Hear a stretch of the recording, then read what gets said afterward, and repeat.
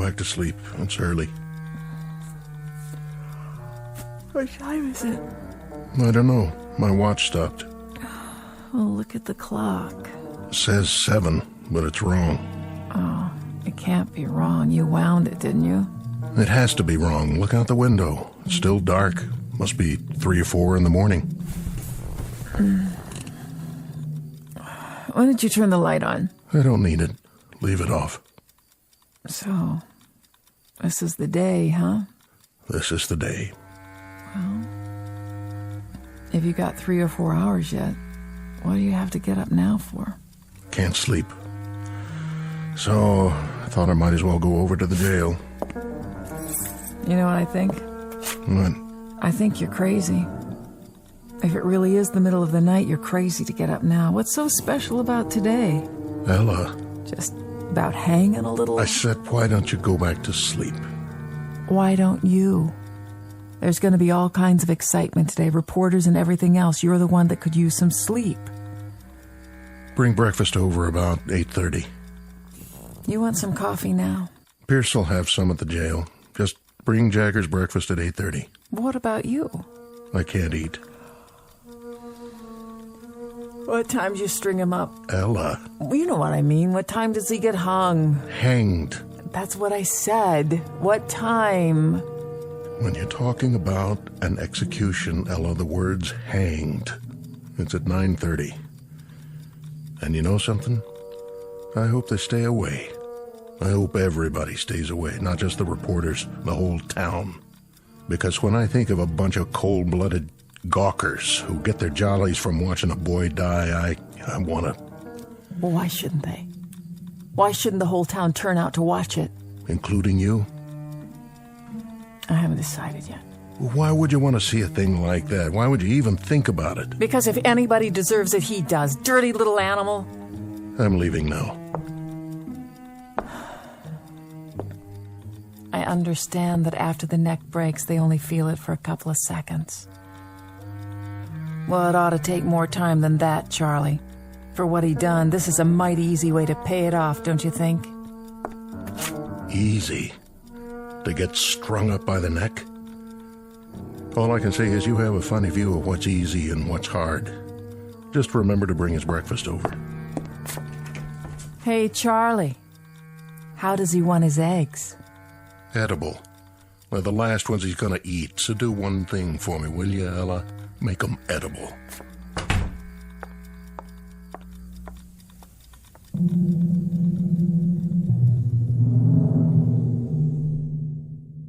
Sheriff Charlie Koch on the morning of an execution.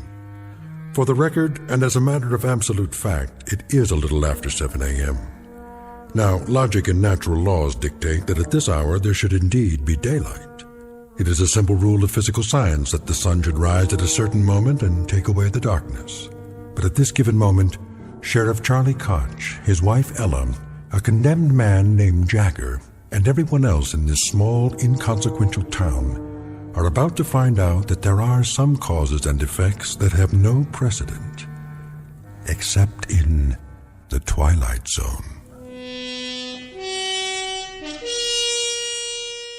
And now, back to our story from the Twilight Zone. I Am the Night, Color Me Black, starring John Ratzenberger with Stacy Keach as your narrator.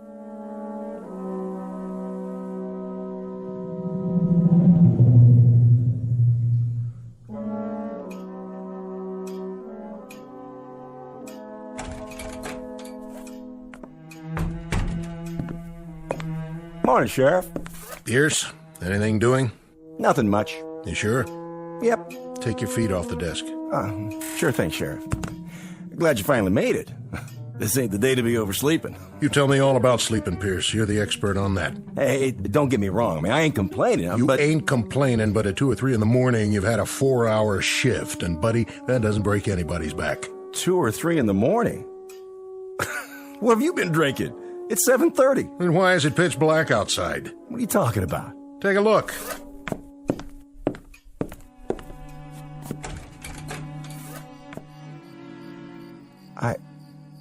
I don't get it. What don't you get, Deputy? That some men can't sleep and get up early? I suppose that doesn't make much sense to a guy who could put in 12 solid hours on a mattress and then wake up and complain about... Sheriff. You got a problem, Pierce? Sheriff, it is 7:30 in the morning. Take a look at the clock. And you're right, it's black as a coal mine outside. I never seen it blacker. What's going on? You're right. It's 7:30, and the sun's not up yet. And to tell you the truth, Deputy, I don't know why. I don't know why at all. Who's coming? I can't see yet. Everything out there looks the same. Black as the ace of spades. Morning, Colby. Sheriff? How about that? You see it out there? Of course I saw it. Any sign of the sun? Not a speck. You gonna run an extra in that paper of yours? If I get the time. I've been answering the phone since 6 in the morning. One fella says that the electricity's gone off in the whole town. Well, I can see that's not true. Another one says it's already tomorrow night. I like that. Well, what do you think? Oh, hold on, there's more. The president of the January graduating class of our local school, who majors in physics, tells me it's a phenomenon caused by sunspots. Now, you're well versed in law and order, Sheriff Koch, keeping the peace, in other words. So I'm here to ask you, what's your theory? I wish I had one. It's almost 7:45 in the morning. Daylight should have come 2 hours ago. Maybe a storm's on the way. Big whopping storm, the kind that covers up the whole sky. Possible, I suppose. Storms don't bring this kind of darkness. Anybody call the state capitol? Oh, yeah. In between reassuring people that this is neither an interplanetary invasion nor the end of the world, I placed said call myself. And? Oh, things are normal there. It's daylight, just as it should be. But if you'll forgive the pun, they're as much in the dark as we are. You mean it ain't black up there? It appears that all up and down the state, and across the face of the earth for that matter, we are the only ones who are groping around in total darkness. So, the phenomenon is quite localized, which means we'll have to seek elsewhere for company to share our misery. How's Jagger doing this morning? I seen him. Brought him in a cup of coffee to make sure he was awake. Thoughtful of you. To remind him about what day it is. I'll bet you did. I wonder, how did you occupy yourself as a lad there, Deputy? Torture small animals or just pull the wings off flies? Say, what do you mean by that? Oh, nothing. I don't mean anything by it. So, Koch, can I talk to him? Go right on in. I'm not saying he'll talk to you, but that's the privilege of the press, to try. So he's got 1 hour and 45 minutes left. What about a priest or a minister? He doesn't want either. As a point of interest, Sheriff, entirely off the record, do you believe Jagger's guilty? Mr. Colby, I arrest people on the basis of evidence. I jail them on that evidence, and I'm responsible for their meals and their health until they get sentenced, executed, or let loose. As to guilt or innocence, it's a matter for the jury, public opinion, and God to decide. And that part of it, thank the Lord, has nothing to do with me. Uh-huh. So, let us all praise God for the morning's impartiality. You just keep them alive until their moment of death. I see. And as for my part, I follow fate around with a small pencil and a notebook and make a record for posterity of how he died and why he died. But neither one of us has any guilt to share for the fact that he does die. How perfectly convenient for us. He's guilty as hell. He fired buckshot into a man's head. A real decent, upstanding man. And today, he's going to pay the price. He's going to hang for it. And man, oh man, is justice going to be served up deluxe style this time. Pierce, why don't you shut your mouth? I got a right to an opinion. Oh, you do, Deputy. Indeed you do. There are just a couple of disturbing facets to this particular case. Like what? First, that the murder victim was not a decent man by any stretch of the imagination. Hey, you're talking about the dead. He was a cross-burner and a psychopathic bully who attacked the man you've got locked up in there. Well, that don't matter. Go on, Colby. I want to hear this. Second, Deputy Pierce here saw it happen and then perjured himself. Now, wait a minute. Let him finish. That's the word, all right, Deputy. Perjured. You said that Jagger shot him from across the room. Well, no such thing could have happened according to the records I saw. The murdered man had powder burns all over him. So what? Now, you tell me how a man can get shot from 10 feet away and still have powder burns on his skin. By itself, that might not have proved self-defense, but it would have supported Jagger's story. It would have at least raised some doubts in the jury room, if they had heard it. I wondered about that myself. Did you, Sheriff Koch? Well, you saw the body, didn't you? I saw it. But I didn't hear any comment on those powder burns when you gave your testimony, or did I miss that? I answered the questions they asked me. Oh, don't feel singled out now, because your courageous editor, who covered the trial from start to finish, he just didn't see fit to include that insignificant little detail in any of his news stories either, now did he? Even though for some reason he knew at the time that he was being very, very selective about what he wrote and what he didn't write, about the truth, in other words. Which is what a trial is supposed to be, a search for the truth. So, when you get right down to it, you're quite right, Deputy. Justice is being served on a platter with its tongue cut out, just like the carcass of any dead animal.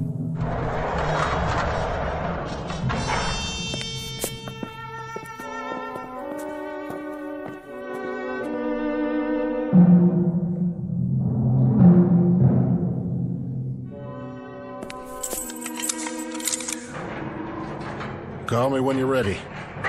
I will. Smoke, Jagger? No, sir. You don't mind if I have one? Go ahead. I quit years ago, but I picked up a pack last night. I don't know why. And this morning, I looked at it like I've never seen a pack of cigarettes before. It didn't even feel right in my hand. I know it's bad for me, but I put it in my pocket just the same. Now, why do you suppose that is? Can I ask you a question, Mr. Colby? Anything you like. I can't promise I'll have the answer, though. I was just wondering, what kind of day is it? Oh, you're not going to believe me, even if I tell you. It's rainy, huh?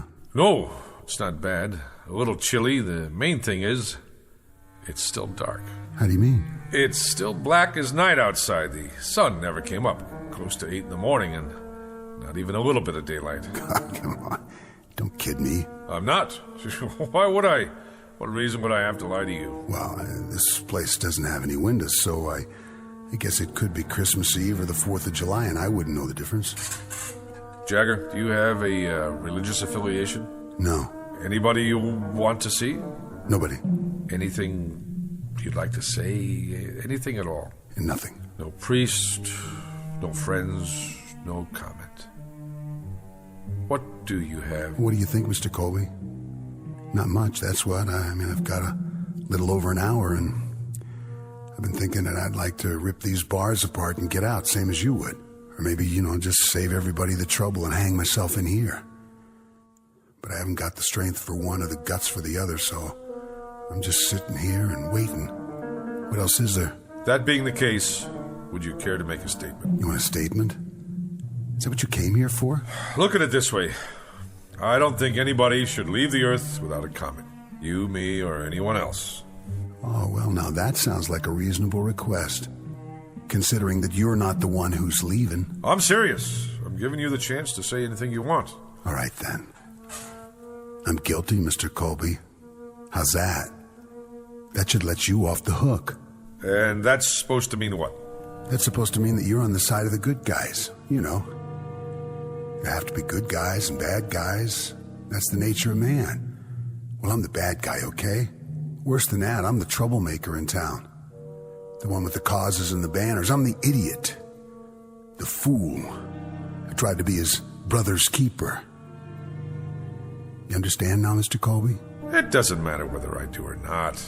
I want to hear what you think, on or off the record. Anything I say, you're going to write it down and put it in that little newspaper of yours, aren't you? Not if you don't want me to. How would I know if you did or you didn't? I don't have a tape recorder on me. See? My notebook's in my pocket, and so is my pencil. If I did put it in my paper, what good would that do me?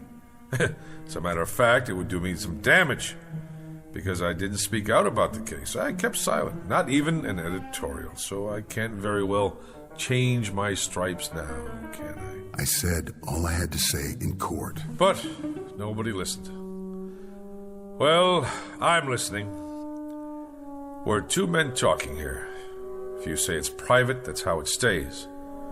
What difference can it possibly make to you now? I have to know. Can you understand that? I have to. You think I know? You were there. You got one of those cigarettes? Right here.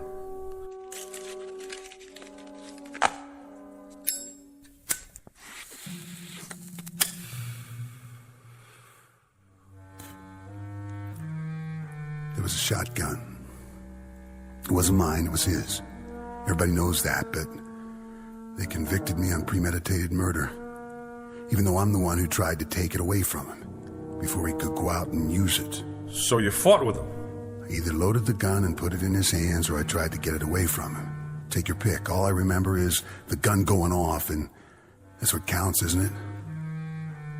Not motives, not what's in your head. You know what road is paved with good intentions. Good, bad, it doesn't matter. I'd say there's a big difference. A huge one. Except that the man I killed, he was the White Knight. I wouldn't say that. Well, I would. The things he did, other people only thought about. What they wanted to see happen but didn't dare do. He was the cross burner, the bomb thrower. He did their dirty work for them, like whipping some poor, scared guy just for being black, when nobody else had the guts to pick up a stick or a rock to do it themselves. So the White Knight ended up with his brains spattered all over the place, and I was the cause of that, one way or the other. There's no way the people around here were gonna pin a medal on me. You don't think much of this town, do you? Do you? The man wasn't a saint, but he died. And what the jury said was that regardless of how it happened, we cannot dispense life or death because someone offends us. That's the distinction between men and animals. That's well said, Mr. Colby. You tell it to the man who fixes up the rope, okay? You tell it to the sheriff and his deputy out there. You tell that to the town while they stand around and watch my eyes bulge out and my tongue swell up and I choke and do my little dance for them. You tell them all about the difference between men and animals. But you better draw pictures. Because this kind of language they just don't get. Catch! You ready, Mr. Colby? I'm ready.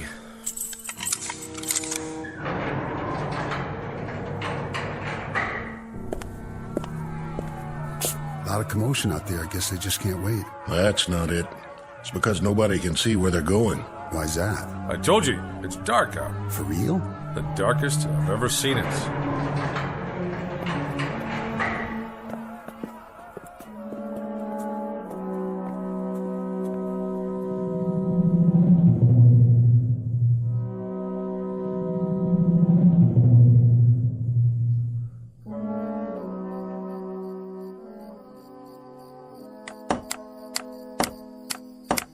Get the crossbar on there real good. I got it, officer. And the rope. Make sure it's fixed right. Don't want it to break now, would we? No, sir. Could you point your flashlight up here one more time? You got it. How's that? Looks A-okay from here. You done real good, boys. Boss? What? Well, sir, you had us add cleats to the support, and then you wanted a bigger crossbar, and now you ordered a new rope, but just for today? Well, the old setup was just fine the way it was, as far as I could tell. So how come you went and spent all that extra money? Because this one's gonna go off without a hitch. Right, boys? Well, if it don't, it sure won't be your fault. That's the truth. All right. I guess you can come on down. We gotta test it one time. Sure thing, boss. Now, when I say pull, you drop the sandbag. Yo. All right, then. Pull! That got her. That got her good, didn't it, boys? Yeah, boss, it sure did. Who's there? Easy, Pierce. Looks like everything's in working order. Yep. That'll take care of him. Sure it will. But I'm still worried about one thing. And what's that? Exactly who or what is going to take care of us. There it goes, 9 bells. Why is it so dark then? Is it an eclipse? Can't be. I've been listening on the radio. This ain't no eclipse. It's weird. It's just plain weird. Word of the darkness that has suddenly and inexplicably engulfed this remote Midwestern town. Turn up that radio so we can hear. It is now 9 a.m. Eastern Standard Time, but latest reports indicate that the darkness blanketing the specific location is virtually total. So far, there is no sign whatever of any daylight on the horizon. A spokesman for the Meteorological Service says that the event is without precedent, according to records covering the past 150 years. Who's that? Turn on your headlights. Why, it's Sheriff Koch's wife. Morning, Ella. Is that you, June? It's me. What you got on the tray? Breakfast. Oh, aren't you the one fixing a nice hot meal for your man? Well, it's not for Charlie. Who's it for, then? For him. You don't mean... Afraid so. For Jagger. What did you go and waste good food for? He don't have no right. He don't even have time to eat it. It's the law. The law. That's what my husband says. Anyway, I can help carry out the letter of the law. I'm glad to. It's my duty. Ella, Over here, Charlie. just bring it on inside. I'll be right there.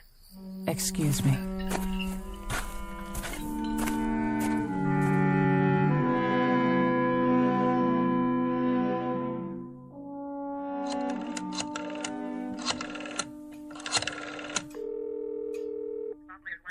The governor, please.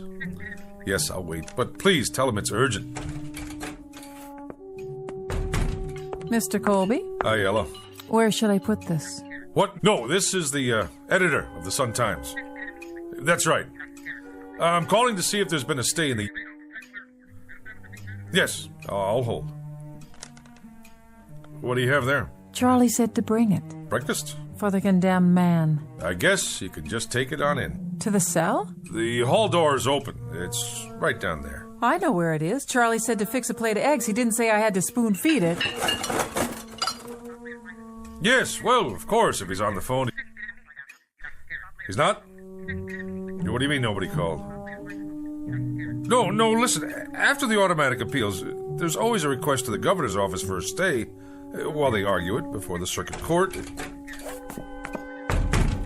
Morning, Mrs. Koch. I thought that was you. Yes, I'll hold. Thanks for bringing the tray. Just in time, too. I wouldn't want it to go to waste. When did you make these eggs? When? They're cold. Well, that's not my fault. You could at least have brought them on time. Charlie, you listen here. I couldn't drive because there's no street lights, so I walked over. I couldn't even see where I was going. That's just how long it took me. All right. I'll take it into him. If he doesn't like it, he can throw it in the trash for all I care. Well, now, don't do that. I mean, I haven't had nothing to eat this morning. I said I'll take it to him. Yes, I'm here. I see. You sure? That's it, then. All right, yes. Who was that? The governor's secretary. And? No dice. I see. Well, there you go. Sure is a big, fat surprise. No, but I'll tell you what is. It's a surprise that someone can go to trial for his life with a third-rate public defender who's afraid to stand up to the local DA. It's a surprise that no private lawyer somewhere heard about the case and went to bat pro bono. It's a surprise that the public defender didn't even try to call the governor a half hour before the sentence is carried out. And it's a surprise that I didn't give up the ghost on this place a long time ago. But it's not a surprise that you, Pierce, and this whole town are out of your minds with glee over the cold-blooded taking of a life that's about to occur.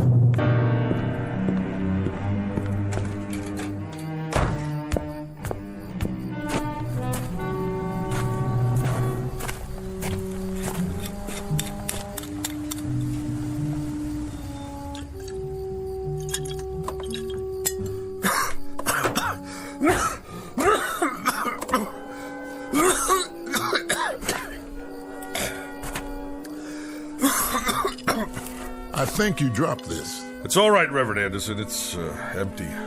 Whiskey helps, does it, Mr. Colby? It doesn't hurt. Helps you see things more clearly? Or does it keep you from seeing? You suppose, Reverend, that there's some theological explanation for this morning? Theology? That's for divinity schools. This is a time for faith. Faith in death or in darkness? Maybe if we thought there was a divine act going on here, we could find a way to live with it. God is always with us. whether we know it or not. Is he? Even now. This isn't the first gallows ever built, Reverend, or the last. Won't be the first man to lose his life at an untimely age, and we won't be the last mourners on this earth either. Did you see him? Did you talk to him? Briefly. He wouldn't see me. Wouldn't even let me in his cell. That's a pity. He's a lonely boy. But at least he won't be lonely for much longer. That's the truth. He's going to glory. I'm glad you think so. And you don't, Mr. Colby? It would be easier if I did. But I gave up my faith years ago. Now I'm not sure I ever had it. We all stumble in life, lose our way for a time. But the shepherd doesn't give up. He keeps on looking for us. What happens if the shepherd loses his way too? It must be time. Listen to them. Oh, they want blood. Reminds me of sports fans in an arena somewhere. Yes, a Roman one. How's it look out there? Hard to tell. When they light their torches and storm the jail, I'll let you know. Well, I'd better get the prisoner ready. You're going through with it? Unless something happens in the next 10 minutes, I have no choice. Then I suggest we use this time wisely. And how do we do that, Reverend? There's only one thing left to do. We pray.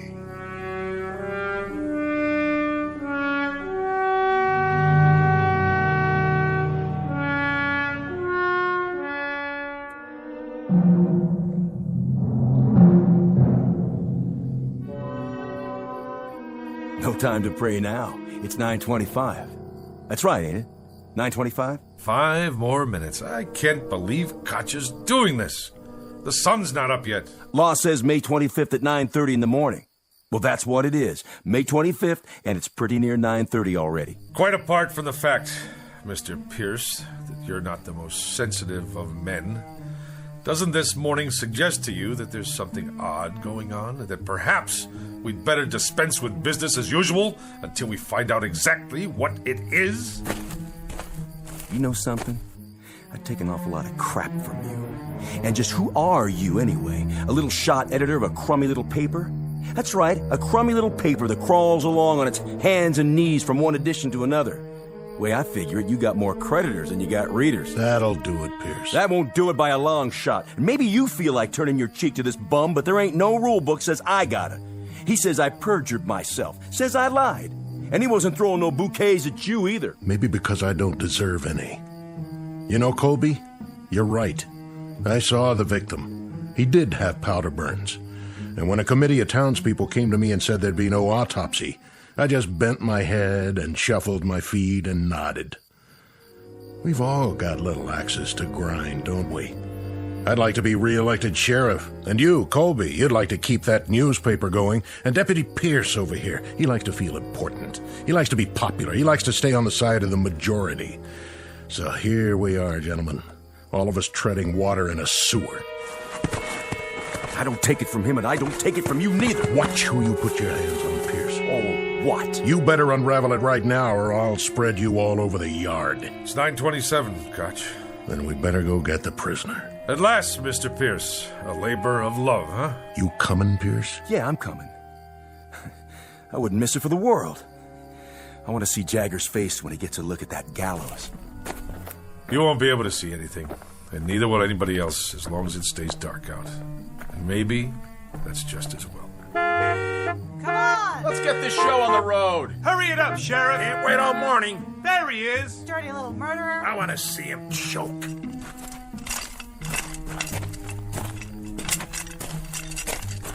You don't need the chains. I'm not going anywhere.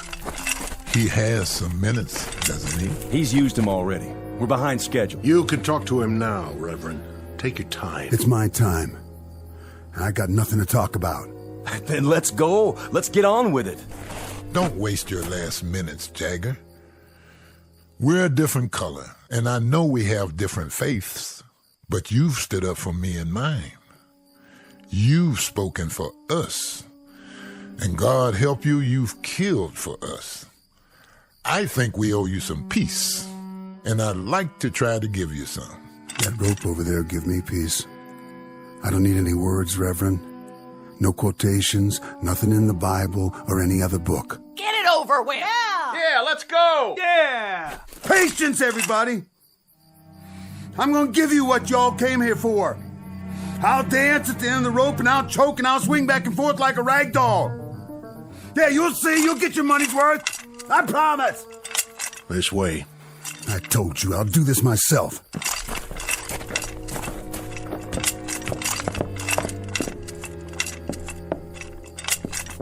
Any last words? Not on your life. That's one thing I won't give you people. I won't give you the satisfaction of saying, I'm sorry. Yeah! Yeah! Yeah! Yeah! Yeah! Yeah! Yeah! Yeah! Yeah! Don't return their hate. Don't dishonor yourself. Why don't you go home? Go on. Get out of here. Just tell me one thing. When he came at you, Jagger, did it feel good then? What's the difference? And when you aimed that gun at his head, that wasn't such a bad moment, was it? Good or bad, who cares? If I wanted him dead or not, it ended the same. What was in my heart didn't matter, because it's what you do that counts, isn't it? Not what you wish for. So, when you killed him, Jagger, when you blew his head off, there were no regrets then, were there? If I told you I didn't mean it, would you let me go? The law's the law. It's what I did in this life. The same as for him, and I hated his kind. You enjoyed seeing him dead, didn't you? You know it. Now I know it too. I know it only too well. This man is guilty. We're all guilty. Guilty as sin. It's important to get with the majority, isn't it? That's the big thing. That's what really matters to you. We're all the majority. The minority died on the cross 2,000 years ago. You want a statement? I'll give you a statement. Tell everybody that. Tell them they're no better than me. Who wants to put the rope around my neck, huh? You, lady! You want to put it on, mister? Yea, though I walk through the valley of the shadow of death. And who wants to pull the lever, huh? You, Reverend? But you know we're all murderers. I'll do it.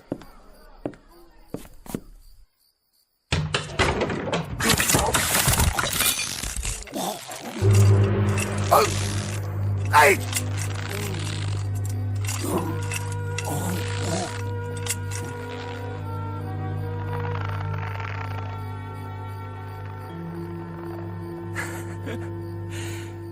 You seen the light, Reverend? You finally seen the light? Have you? Have any of you? In all this darkness, can anyone make out the truth? Look at what's hanging from that gallows. He hated. He killed. Now he dies. You hated. You killed. And not one of you isn't doomed. Not one. Do you know why it's dark? Do you know why there's night all around us? Do you know now what the blackness really is? It's the hate he felt. The hate you've felt. The hate all of us felt. There was too much. There was way too much, and we had to vomit it up, and now it's surrounding us and choking us. So much hate. So much miserable hate.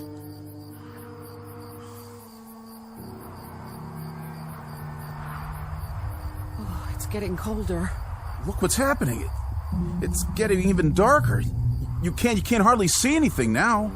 Take me home, Charlie. I want to go home. I will, if I can find the way. That's crazy, isn't it? What he said. Isn't it crazy? You know what's going to happen, don't you? I mean, you know what's going to happen next. Believe me, this here stuff is going to lift. It'll just all of a sudden just plain lift. Because it's just a fog is all it is. Nothing more than a fog. And it'll lift. And there'll be the old sun, high up and bright. Wait and see. There'll be the old sun shining to beat the band. I don't know. I don't know if there'll ever be daylight again. Only God knows. And I'm not even sure about that. Reports now coming in of similar occurrences here in the United States and abroad. At 9 o'clock this morning, a dark cloud suddenly appeared over several widely separated U.S. cities. The government of Israel has verified the fact that a rectangular area over the West Bank appears to have gone dark. In China, correspondents just filed a news item about several square blocks, including a political prison, thrown into darkness early this morning. In Iran, an area in Southeast Asia, in Central and South America, the African continent, the darkness continues to spread.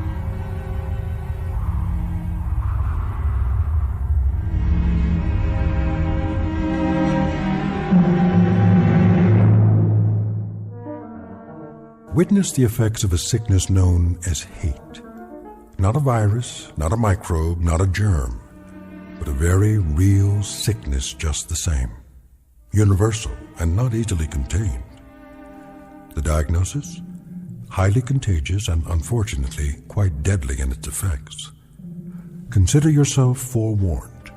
Don't look for this one in the realm of science fiction, but rather right in front of you, in the mirror. As a matter of survival, you'd be well advised to eradicate it now, right now, before the light goes out, somewhere in the vicinity of your town.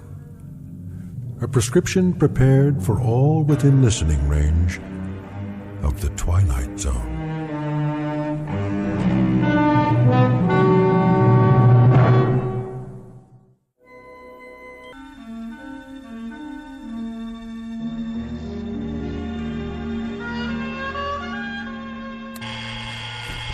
Blasted alarm. Let me sleep. Oh, all right, I hear you. It's 7:01 on a beautiful spring morning. What's so beautiful about it? And this is Mike Munn, here with some more sunshine music on your favorite listening station, Radio K-Rand. Oh, you shut up.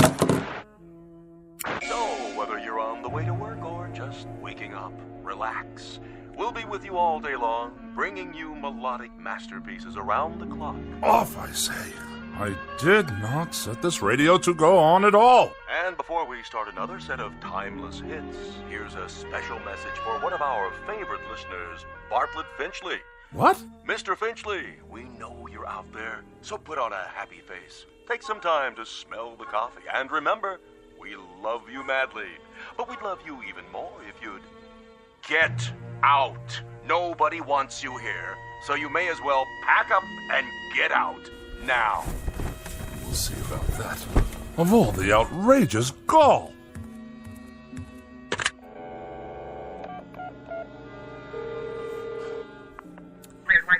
Operator, get me K-Rant. Yes, the radio station. No, I don't know the number. Kindly dial it for me, if you can spare a moment from your crossword puzzle. K-Rand, how may I direct your call? Connect me with Mike Munn. I beg your pardon? Munn, your asinine disc jockey. I'm sorry, sir, but there's no one here by that name. Of course there is. I just heard him on the radio. He took it upon himself to broadcast a personal insult directly and specifically aimed at me. We play all music all the time, sir. Do you know who you're speaking to? This is Bartlett Finchley. Yes, Mr. Finchley? And I will not be addressed in such a manner, on or off the air. Of course not, sir. Which manner? I'm sure you know full well what I'm talking about. The airwaves are licensed by the Federal Communications Commission, and they are not to be used for personal messages. I'm sure the FCC will be most interested in these blatant violations. They'll pull your license so fast it'll make your empty head spin like a top. But we don't have disc jockeys. We don't broadcast any messages at all. Only beautiful music 24 hours a day. Plus commercials, of course. Let me speak to your station manager. Yes, sir. Please hold. And don't you dare place me on hold, you high school dropout! Oh, for the love of... I don't have time for this nonsense. I will not have it. I'll write a blistering letter to the FCC that will knock this rinky-dink station off the air. Hello? I want to file a complaint. A very, very serious complaint about your broadcasting policies. Come off it, Finchley. What did you say? Get off your high horse and give it a rest. Or you're out of here. You low-life nincompoop. How dare you address me in that fashion? I'll have you fired on the spot. What is your name, you cretinous subhuman? Don't you hang up on me! Hello? Hello? Hello?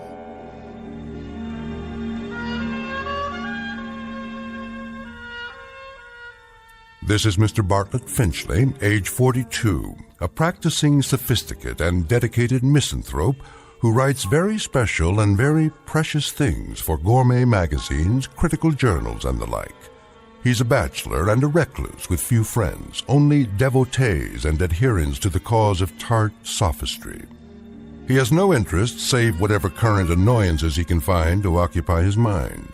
He has no purpose to his life, except the formulation of day-to-day opportunities to vent his wrath on the mechanical contrivances of an age he abhors.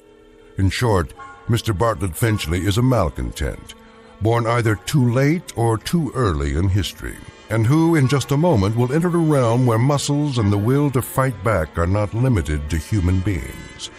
Next stop for Mr. Bartlett Finchley, the Twilight Zone. And now, The Twilight Zone and our story, A Thing About Machines, starring Mike Starr, with Stacy Keach as your narrator.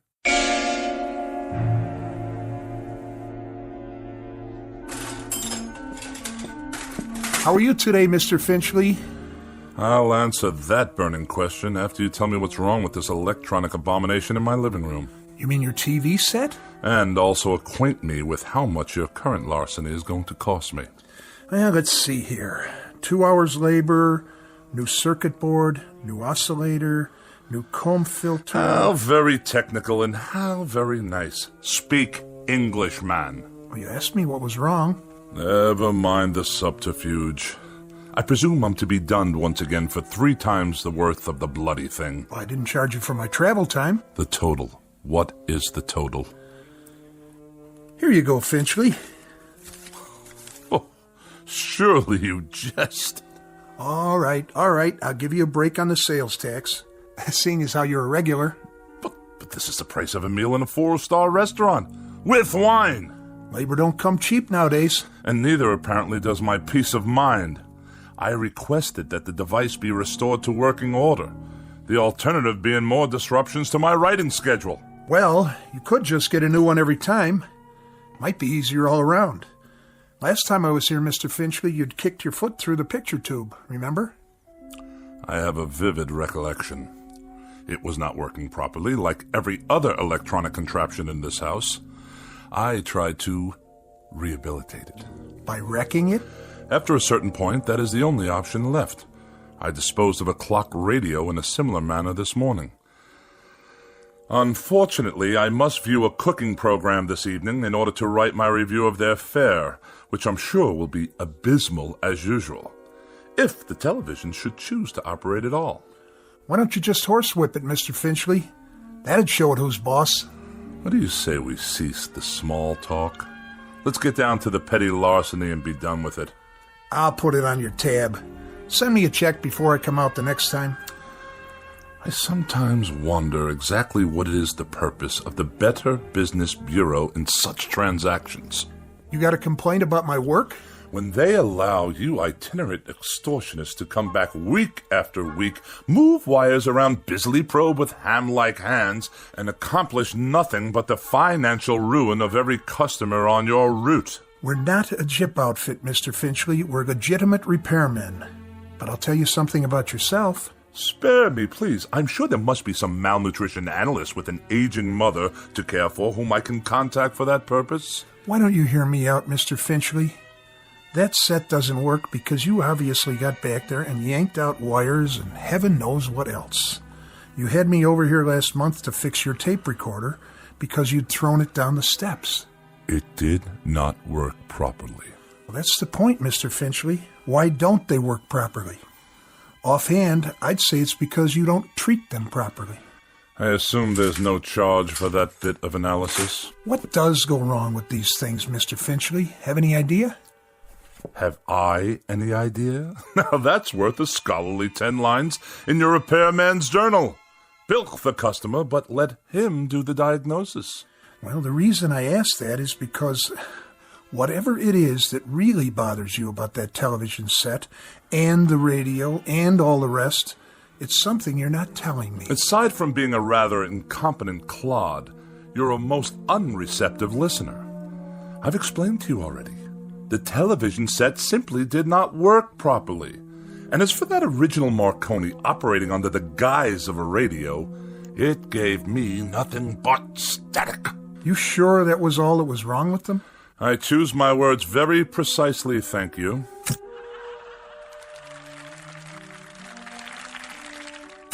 Well, there you go. TV's okay again, for now. I'll send you a complete bill, Mr. Finchley. Of this I have no doubt. Finchley, what is it with you, anyway? With me? Well, with you and machines, that is. Any type of machine, as far as I can tell. Just curious. You don't have to tell me if you don't want to. If it's something personal. I will file that idiotic question in my memorabilia, to be referred to at some future date when I write my memoirs. You will fill one entire chapter. The most forgettable person I have ever met.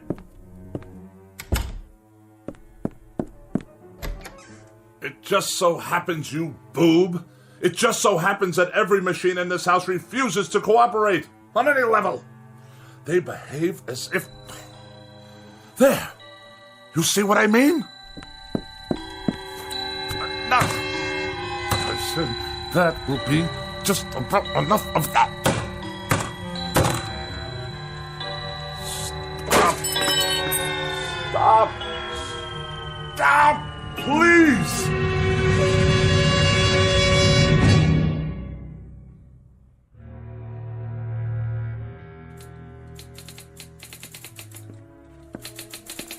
Miss Rogers? Yes, Mr. Finchley? Let me see the pages. Yes, sir. Is that all you've done? That's all I've done. 2 articles and 1 column, almost completely retyped, 40 pages in 3.5 hours. That's the best I can do, Mr. Finchley. It's that idiotic gadget of yours, humming and clicking away. I suppose it's about to break down, too. It's perfectly fine for a typewriter if you'd let me use a word processor. My words don't need processing. They've already been diced and sliced by the most perfect processor known to man, the human brain, which in my case comes with a great deal of priceless expertise. But a computer would increase the speed. I wouldn't have to worry about ribbons, correction tape. The solution to that, Miss Rogers, is increased accuracy. I'm extremely accurate, Mr. Finchley, and it's not my speed that's the problem. This is an old-fashioned, out-of-date technology. If you'd allow me to bring a computer in here... Oh, no! Not in my house. More unnecessary bells and whistles. Thomas Jefferson wrote out the preamble to the Constitution of the United States with an inkpot and a feather quill. It took him only half a day. Then why don't you hire Mr. Jefferson? Did I ever tell you with what degree of distaste I view insubordination? Oh, yes, many times, often and endlessly. What are you doing? What does it look like? I'll tell you what, Mr. Finchley. From now on, you can get yourself another girl. Somebody with 3 arms and roughly the same sensitivity as an alligator. Then the 2 of you can work together till death do you part. As for me, I've had it. And you are going where? Where? I think I might take in Bermuda for a couple of weeks, or Mexico, or maybe a quiet sanitarium on the banks of the Hudson. Now, Miss Rogers. Any place where I can be as far away as possible from the highly articulate, oh so sophisticated bon vivant of America's winers and diners, Mr. Bartlett Finchley. Miss Rogers, you don't mean that. And surely you're not serious. You've even got me talking like you. But I'll tell you what you won't get me to do. You won't turn me into a female Finchley with a pinched, scornful little heart and a mean, petty, yellow, jaundiced view of everybody else in the world. Miss Rogers, please. Please don't leave. I beg your pardon? I wish you'd reconsider. Speak up, I can't hear you. I wish you'd stay for a little bit longer. You what? I don't mean to work. All that can wait. Then why? I was just thinking, well, we might have dinner. You're not serious. Or something, perhaps a cocktail. You are serious. I am. I'm not very hungry, and it's too early for cocktails.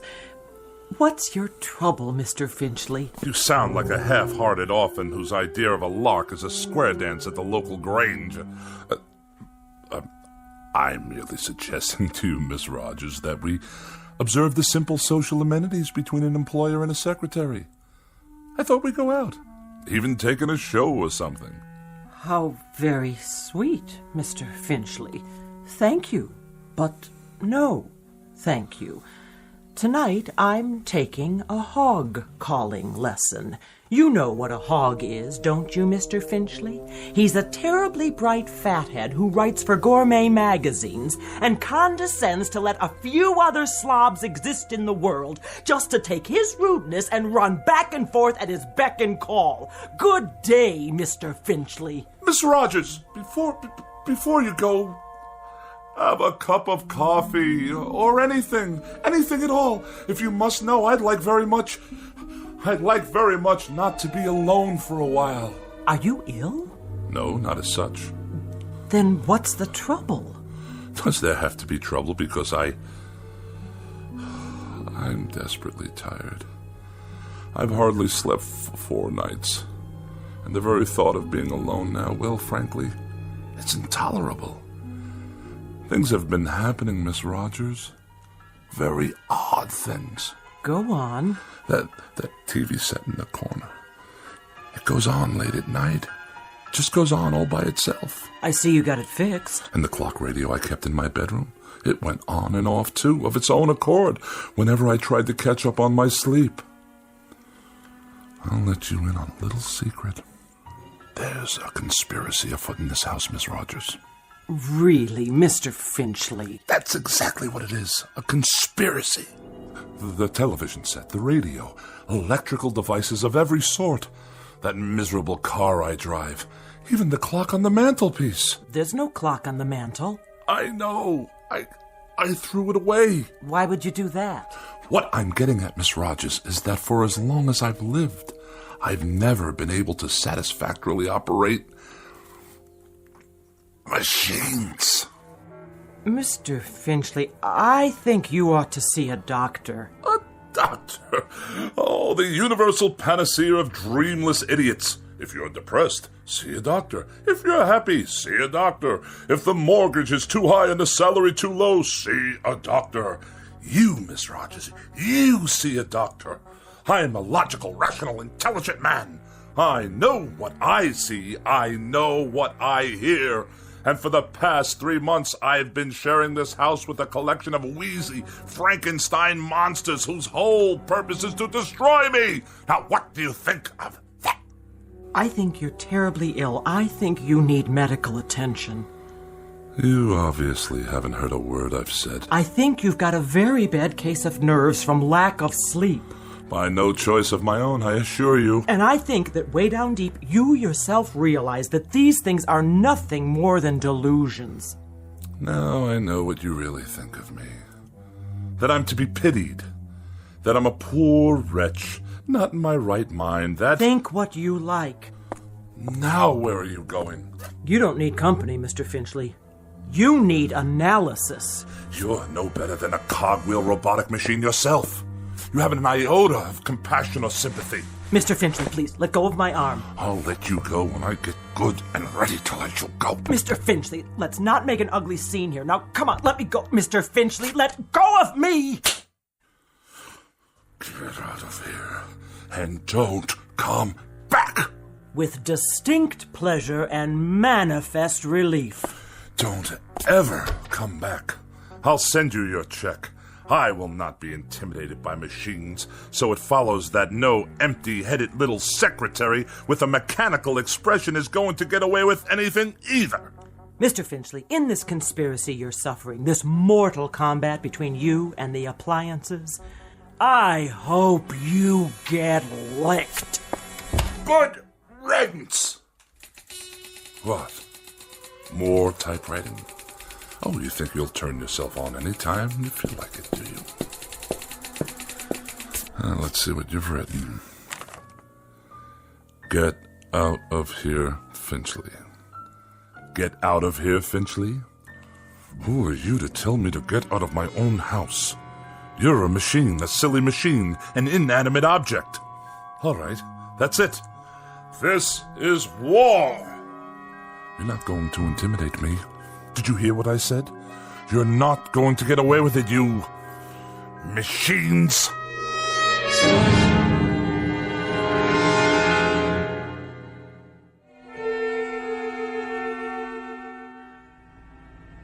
Nice day, huh? Define your terms. I was only making conversation, Mr. Finchley. Just see to it that this elevator takes me all the way to my destination without a mishap. 19th floor. I'm surprised I got here in one piece. Pardon, sir? No matter. You wouldn't understand. You couldn't, since you choose to collaborate with these infernal contraptions all day long. Yes, sir. Good afternoon, Mr. Finchley. Is it?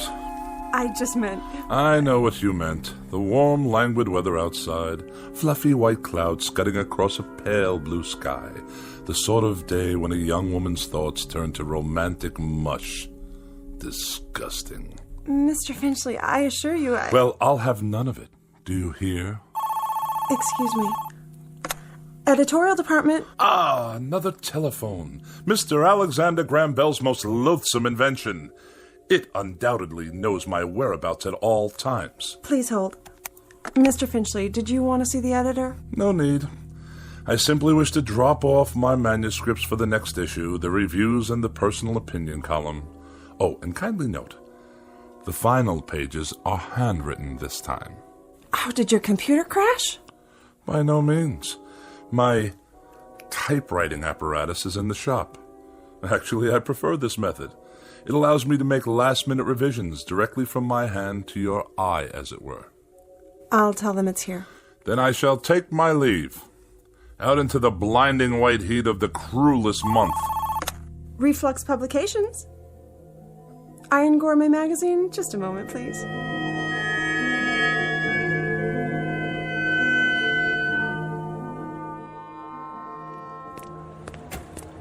You there! Why are you touching my automobile? I'm writing you a citation, sir. For what reason? Overtime parking. What? The meter ran out. That's impossible. You can mail in the fine or pay in person.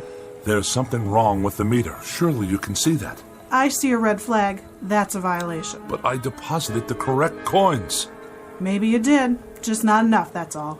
On the contrary, I've been gone for 13 minutes.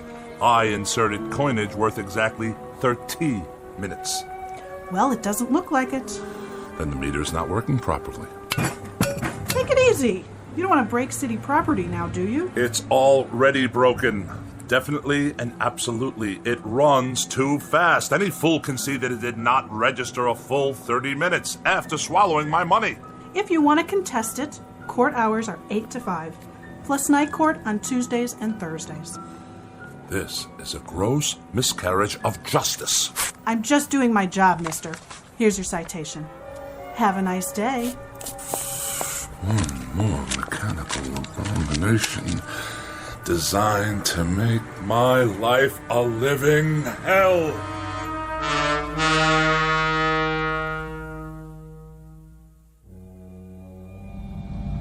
One side, madam. You, sir. Move your vehicle out of my way. Watch it, Mac. Watch what exactly, you imbecile? This is my lane. Park it, Pops. Of all the insolent.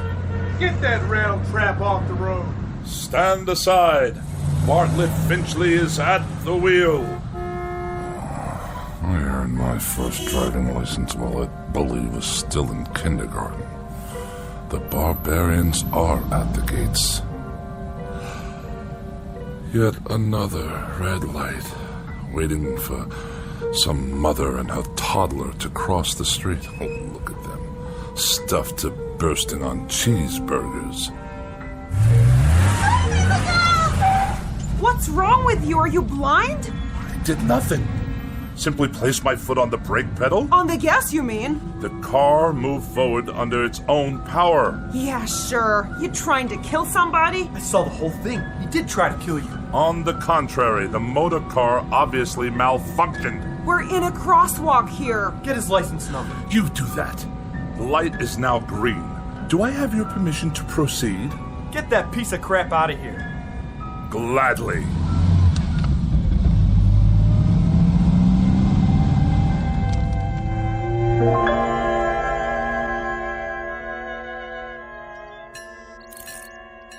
Pardon me, attendant. If I may be so bold. Yeah. When will you be finished with the repairs? On the old four-door? Soon, I trust. You've had more than enough time. Right. It's parked over there. Ah, my congratulations. And now for the bad news. What is this going to cost me? Nothing. For a brake overhaul? You mean no charge for the labor? I'll consider that a professional courtesy. I mean no charge, period. So you haven't completed the work? My good man, I can't wait around this gas station all day. There's nothing wrong with it. I checked the brakes, transmission, the works. It's an oldie, but there ain't nothing wrong with that car. Nothing? She's a classic. You know, you could sell that baby for good money if you want. But I distinctly felt the machine roll forward under its own volition. All the same, it's working perfect. Real cherry set of wheels you got there. I know a collector looking for something like that. I'll give you, say, $900. $900? The hubcaps cost more than that. Okay, $1,000. Give me the keys. If you say so. Here you go, Mr. Finchley. But she's not gonna last forever, you know. You ought to get back what you put into it. Buy yourself a nice new car. If you can hang on a minute, I'll call the guy. And waste even more of my precious time? Good day.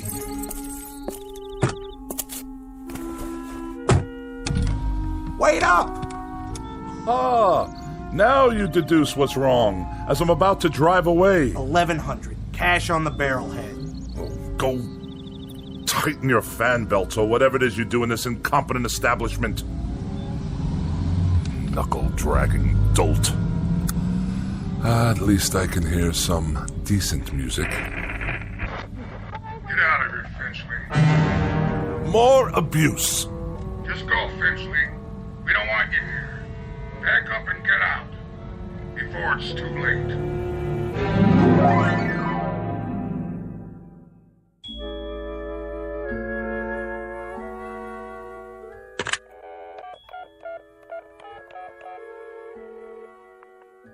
Miss Moore, please? Oh, is that you, Agatha?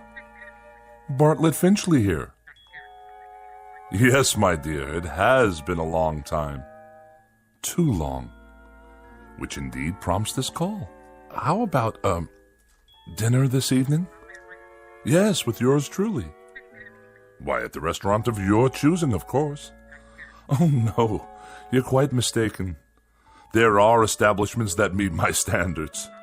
In this city, well, I'm sure there are. Well, it is short notice, but yes, I see. Some other time, then. I'll call you again. You have my pledge on it. Not at all. Good evening to you.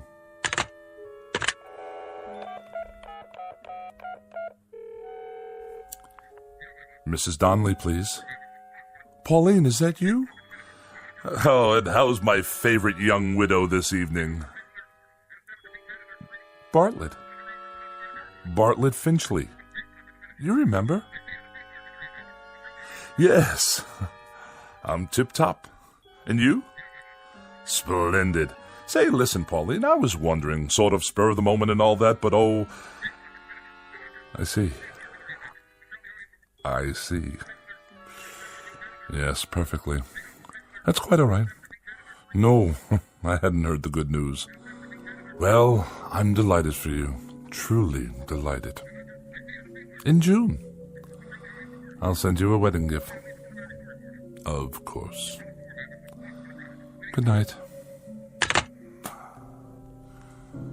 It's the telephone, I'm sure of it. Distorting my voice, twisting my words. What other explanation is there? An army of forces dedicated to embarrassing me, inconveniencing me, and generally making my life as miserable as possible.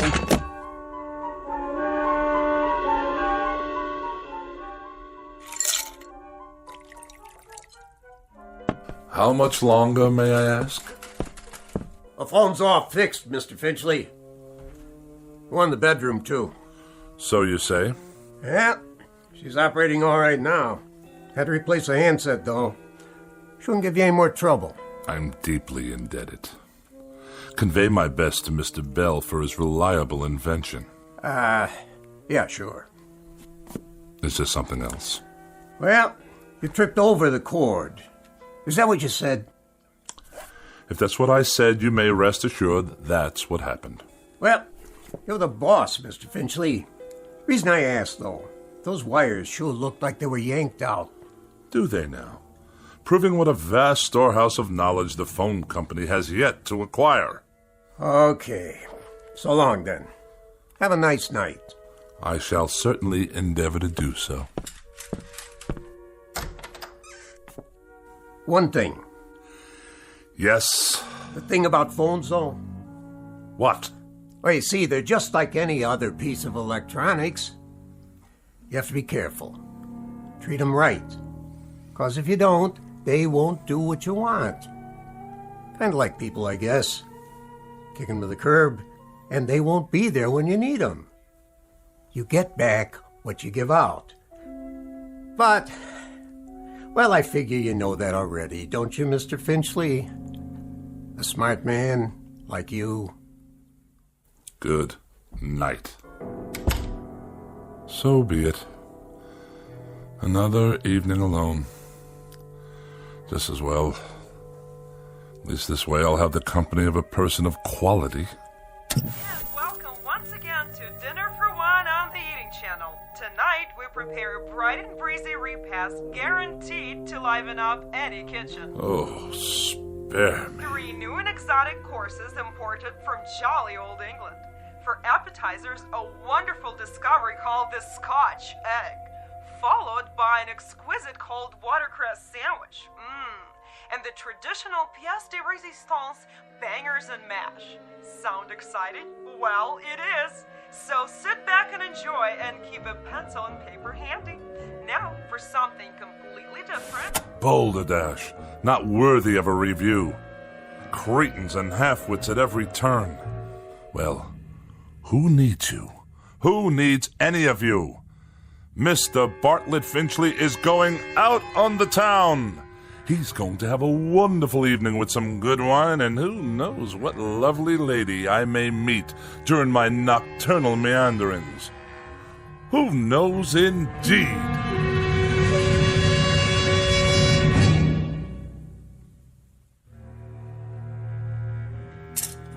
Dinner jacket, white shirt, and the red cravat. No, the blue. Or perhaps the polka dots. Yes. This will do.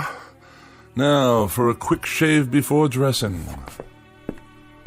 Who do I see in the mirror there? Who can that attractive man be? Don't tell me. It's Bartlett Finchley. Good features.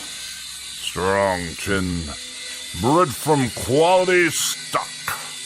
All I need to do is whisk off the stubble.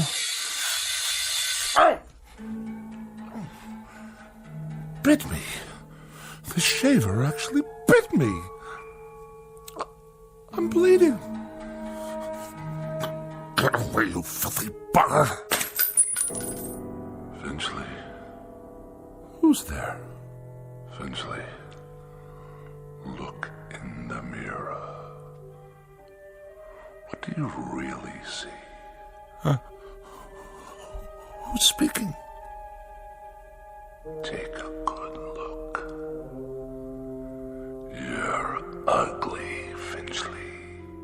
That's not my face. It can't be. An ugly, dried-up old man. Do yourself a favor. Do us all a favor.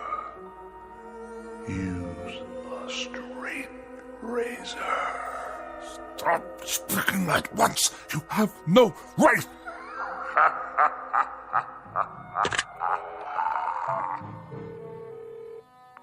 Hello, operator.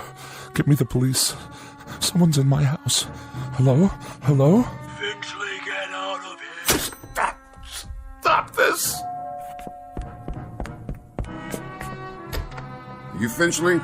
Oh, thank God you're here, officer. Your car? What? The car in the street. Yes, it is. What about it? She rolled down the driveway, almost hit a kid on a bike. Yeah, my son. But the brake was on. The emergency brake? You better get it fixed. I just did. This afternoon. Don't you believe him, officer? Car rolled right down the driveway and into the street. You're lucky it didn't hit somebody. Then you'd really be in hot water. Got the keys? They're in the other room. Better get them then. I want to put on some clothes while you're at it. Look at him standing there in his underwear. I have a robe on, madam. Some robe? It's called a dressing gown. And tie it shut. I'll write you up for indecent exposure, too. Oh, yes, of course. All right, fella, you better pull her back in the garage. I'll give you a warning this time. Have those brakes checked first thing in the morning, understand? Perfectly. There is another matter I'd like to discuss with you, officer, now that you're here. And what's all the noise in his house? He's always throwing stuff, yelling at the top of his lungs. That true? No, I fell, that's all. Tripped and fell on the stairs. That why your face is bleeding? Precisely. What's the other matter? Matter? You said you have something to discuss. It's difficult to explain. You wouldn't understand. Evening then, Mr. Finchley. So is he gonna move his car or what? In one moment, madam. For now, you may remain on my property until I return with the keys. At that time, I should like you to be out of my yard. Otherwise, I shall solicit the aid of this gendarme to forcibly eject you. Idiots! I need a drink.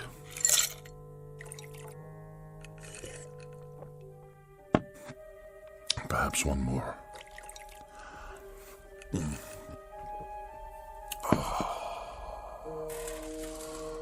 Oh, that's better. But if the car can't be trusted, how can I go out this evening? I'm a prisoner in this madhouse. Miss Rogers? Edith? Is that you? Yes, of course. You had second thoughts, and now you've come back. Where are you? But if you're not here, then who's typing? Get out of here, Finchley. Get out of here, Finchley. Is that all you can write, you infernal machine? Who turned you on? Get out of here, Finchley. Get out of here, Finchley. No. You get out of my television set. What's that? The clock. I smashed it this afternoon. Smashed it to smithereens. And you. I destroyed you too. Oh, you won't get me. You won't get me. I won't let you.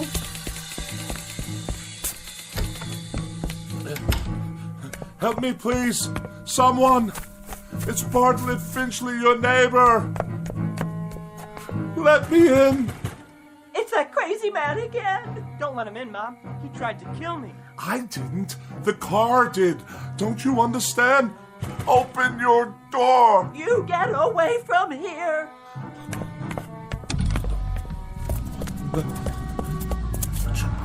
You can't follow me. You're only a car. My car. Stop. There's no one at the wheel. You must stop. I demand it! Back to my house. Then it can't follow me to the house. Locked.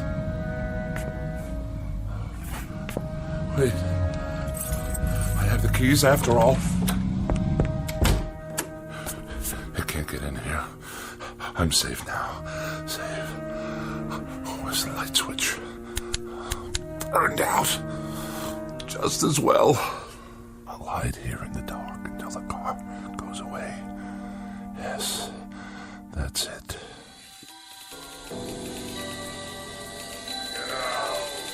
Get out of here! Get out of here, Finchley!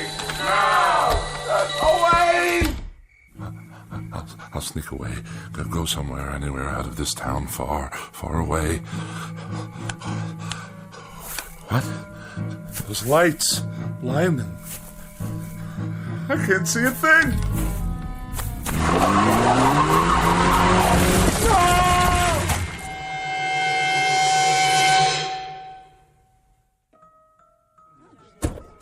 I have your 1019 on Woodlawn Drive. What is the status?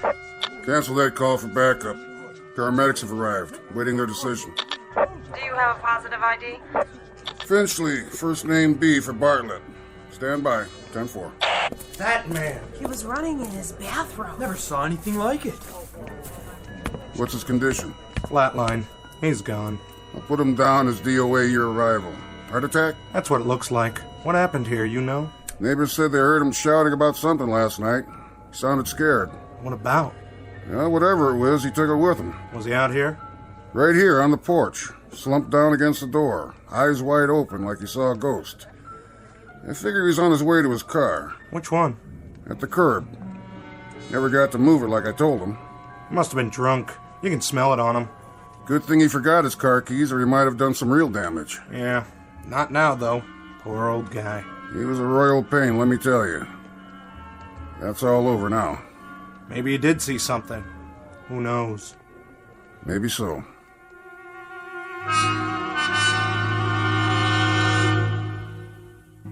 Yes, maybe so. It could just be that Mr. Bartlett Finchley succumbed to a simple heart attack and a set of delusions that were self-generated. It could just be that he was tormented beyond the breaking point by an imagination as sharp as his wit and as pointed as his dislikes. But as reported by those in attendance, this is one explanation that has definitely left the premises with the deceased. For now, look for it filed under M for machines in the Twilight Zone.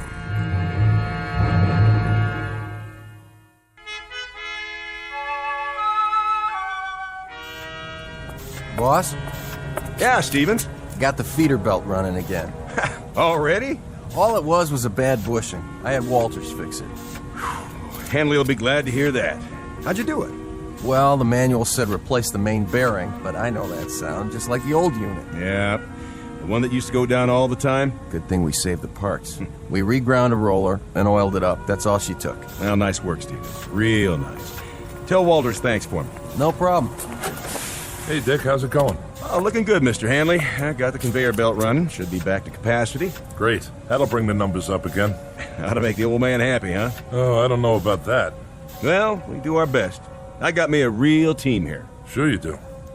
Some of the boys, they know more about the plant than anybody. Been here longer than the old man. Walter Hanley, please come to the main office. Supervisor Hanley to Mr. Whipples' office right away. Second time this morning, huh, Mr. Hanley? Maybe you're getting a promotion. The old man just keeps pushing. He's on an efficiency kick, wants a 10% increase. For the quarter? For the week. Yeah? How are we supposed to do that? Don't ask me. Must be that computer of his. Some computer. I mean, numbers are one thing, but there's a limit. A man can only do so much. I'll tell Whipple you said so. Now, don't do me any favors. I got one more year to go and then it's pension time. You? You'll never retire, Bob. You want to bet? I got a date with some big mouth bass waiting right up at the lake. I can hear him calling. That's not fish. That's the old man. Telling you to whip your boys like government mules. Well, then you can tell him this. You tell him to come down on the floor and work a shift sometime. He'll find out what it's like. We're not machines. I know you're not, and I'm glad of it. You're doing great, Bob. Try to squeeze out another 5% if you can. That ought to keep them happy for a while. And tell the boys I appreciate the good work. From all of them.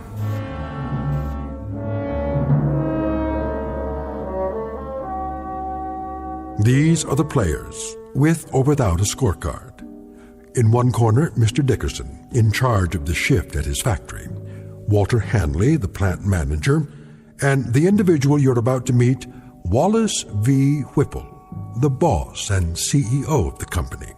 All of them men. In the other corner, machinery, both old and new. And the game? It happens to be the historical battle between flesh and steel, between the brain of man and the product of man's brain. We won't make book on this one and predict no winner. But we can tell you that for this particular contest, there will soon be standing room only at a very special arena found only in the Twilight Zone. And now, The Twilight Zone and our story, The Brain Center at Whipples, starring Stan Freberg, with Stacy Keach as your narrator.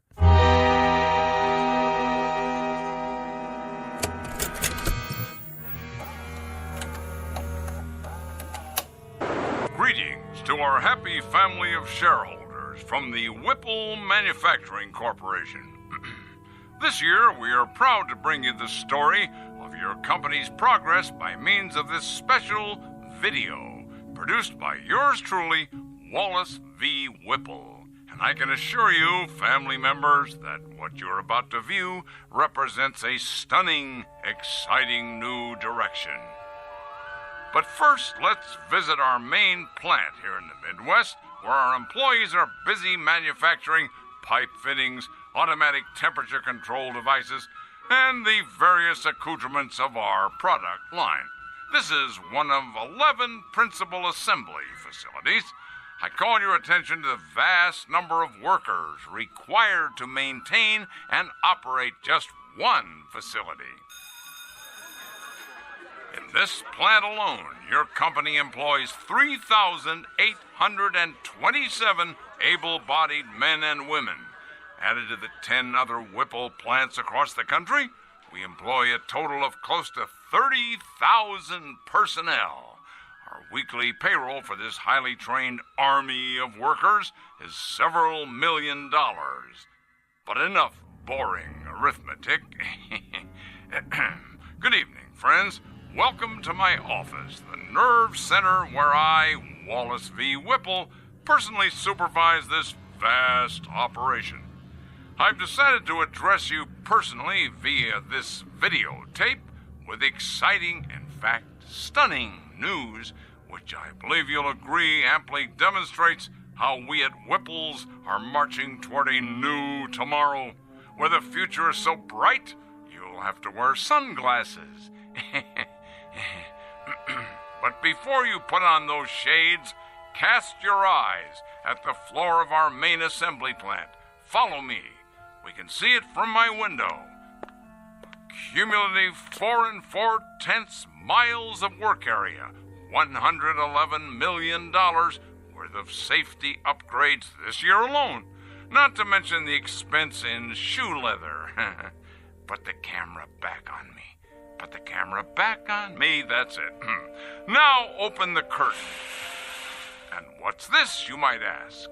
This sleek, futuristic object behind me? Some sort of space-age control panel? So many bells and whistles. Never seen anything like it, you say? That's because it's never been seen before. Ladies and gentlemen, stockholders, and members of the Whipple corporate family, feast your eyes on this. I give you the X109B14. This single modified, transistorized, digitalized, totally automatic assembly unit eliminates 6,100 jobs, 73 bulky and inefficient old-fashioned machines, 81,000 needless man-hours per work week, and countless millions of dollars each year for employee health services, hospitalization, and workers' compensation. Also employee insurance, employee welfare, and employee profit sharing through vested matching funds. As of tomorrow morning, the first model X109B14 will be placed in operation at our main plant. Within 6 months, our entire production facility here will be totally automated. Tomorrow, the world. Oh, and one other thing.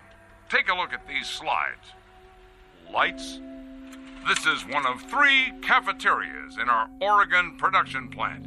Busy, busy, busy. Here are the food trucks arriving. Here's the kitchen staff, the cooks in the kitchen.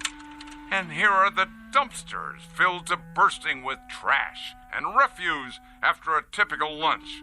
800 tons of food consumed over an 11-month period, and tons of garbage for the landfill. Oh, the waste of it all. Lights. Ladies and gentlemen, do you know what can replace and what will replace 800 tons of food? 1 can of simple machine oil. Wholesale price, 68 cents. Ladies and gentlemen, Whipples moves forward to a new plateau of profit, progress, and posterity. In a sense, we have just shed ourselves of the anchor, the heavy, heavy, heavy anchor, the albatross, if you will, of human labor. Whipples will now operate from a computerized brain center with machines exactly like this one. Ladies and gentlemen, this concludes our year-end report. Thank you very much. Well? Well, what? Well, what do you think, Hanley? Will this put the stockholders on their feet cheering, or will it? Not that I need any particular encouragement along these lines. The videotape speaks for itself. It does indeed. What's the matter, Hanley? You didn't care for it? Mr. Whipple, my duties have to do with management. Something wrong with the lighting? The soundtrack? I'm an engineer, not a drama critic. I'm not asking you to give it 4 stars, Hanley. But as a plant manager, I would assume you'd have a point of view as to the content. Frankly, I would have expected at least some degree of enthusiasm. Sorry, sir. Having to do with the fact that it's a most definitive and incisive report on what we plan to do around here. Now, does it or doesn't it give you the lay of the land? You can answer that, can't you? Oh, it gives me the lay of the land, all right. And? Looks like a pasture to me. Oh, what's that supposed to mean? You actually think you can automate this place in 6 months? Closer to 4 months would be a more reasonable guess. A lot of things are going into the old scrap heap, Hanley. Time clocks, for example. There won't be anybody around to punch them in or out. I think we'll donate them to a museum. A museum?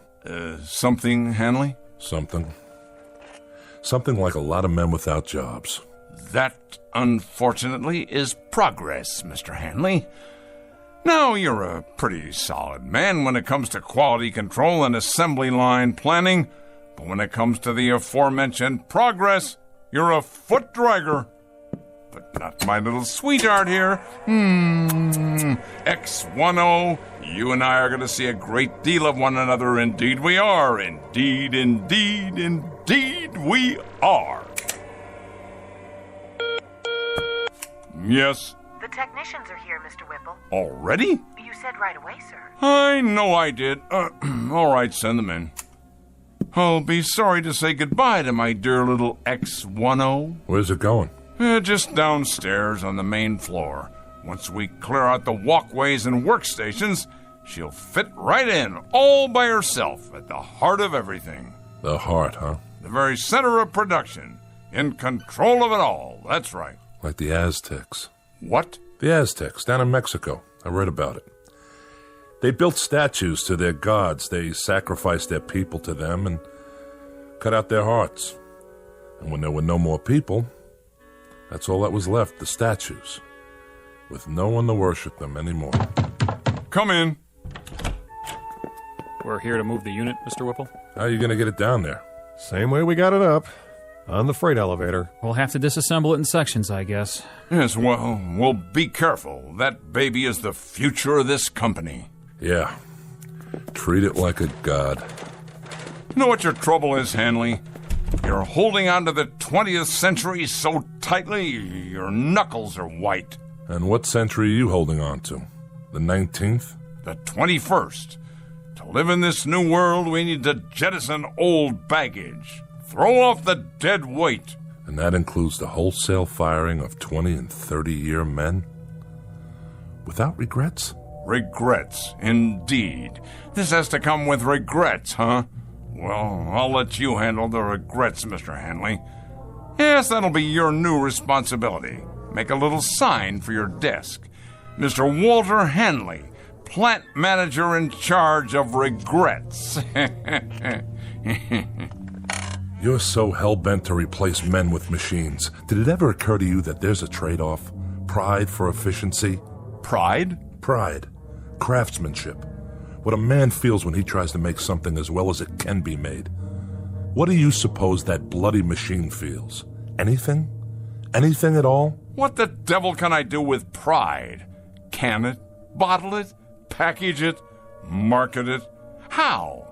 I'm not selling pride here. I'm selling product. Your father, God rest his soul. Go ahead, Hanley. What about my father? Your father ran this plant for 40 years. He had an eye for profit, and nobody could accuse him of inefficiency. Go on. But he had something else on his mind, too. Tell me, Hanley. Tell me what else he had in his mind. Goodwill and the welfare of the people who work for him. Goodwill and the welfare of the people working for him, huh? Indeed, Mr. Hanley, indeed. And in some 40 years, he succeeded in doubling the size of the plant. That should tell you something. While his competitors quadrupled theirs. His competitors, Mr. Hanley, who were perhaps somewhat less preoccupied with goodwill and the welfare of the people working for them. They paid a fair wage for a fair day's work. But if they could put in a machine capable of doing a job better than a man, they did it. They didn't look backwards, they looked forward. Maybe the difference was this. They didn't have plant managers who succumbed to crying jags every time a pink slip got pinned to a time clock. I'm not crying. Good. You asked for my opinion, I'm giving it to you, that's all. Then we can begin. The foreman of the day shift, let's see, I believe his name is... Dickerson. That's it. I will now engage in some of that heart-filled compassion you value so highly. I will give Mr. Dickerson and his shift not 30 or 60 or even 90 days, but a full 4 months' notice. I put it to you, Mr. Hanley, what could be more compassionate than that? You make it sound like you're doing them a favor. Be good enough to send Mr. Dickerson in here, would you? Hold his hand, if you like. Pat his head, dry his tears, but get him in here.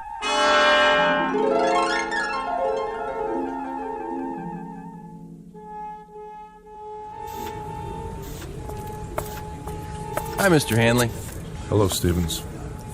Nice work you did on the conveyor. Thanks. It wasn't nothing. Oh, yes, it was.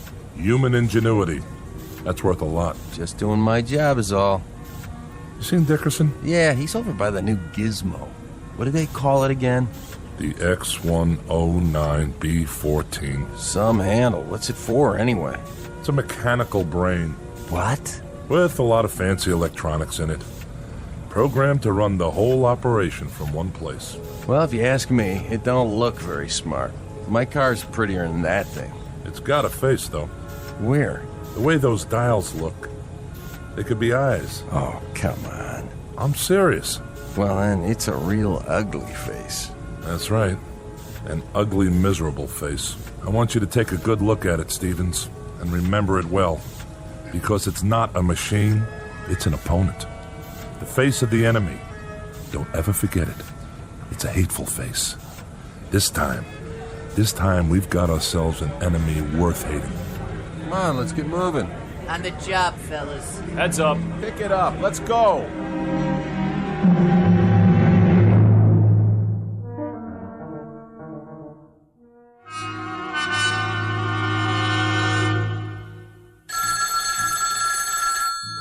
Yes, Walt, is that you?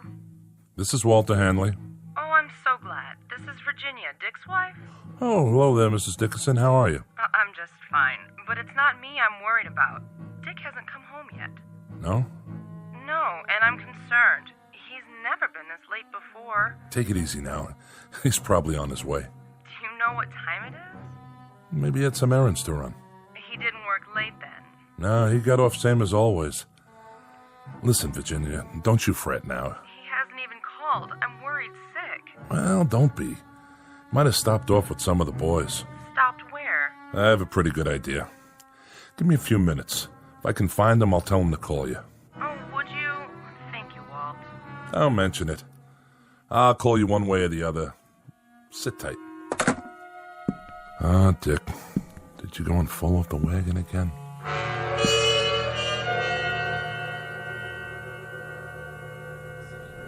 Hey, bartender. Yeah, Dick? Send me up another one. Oh, I don't know. You've been hitting them pretty hard. Just one more. It's getting awful late. It should have closed a half an hour ago. Why don't you go home and sleep it off? You know what these are? Pair of hands? Sure. Pair of hands. My hands. You know what else they are? I think you're gonna tell me. They're obsolete.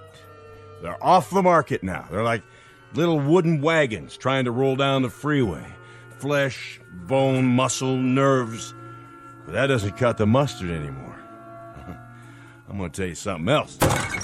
Well, whatever it is, make it short. I gotta wash up everything and count the till. There isn't a machine made yet that can beat a man. Not a one.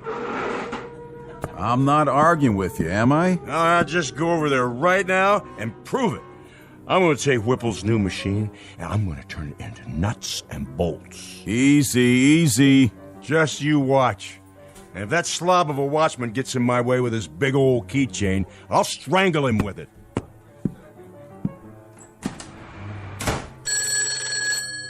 Mike's pub. No, Dick's not here. He just left. He said something about going across the street to the factory to have it out with a machine or some such. Yeah, I know it's closed. But by the looks of him, I say that won't slow him down none.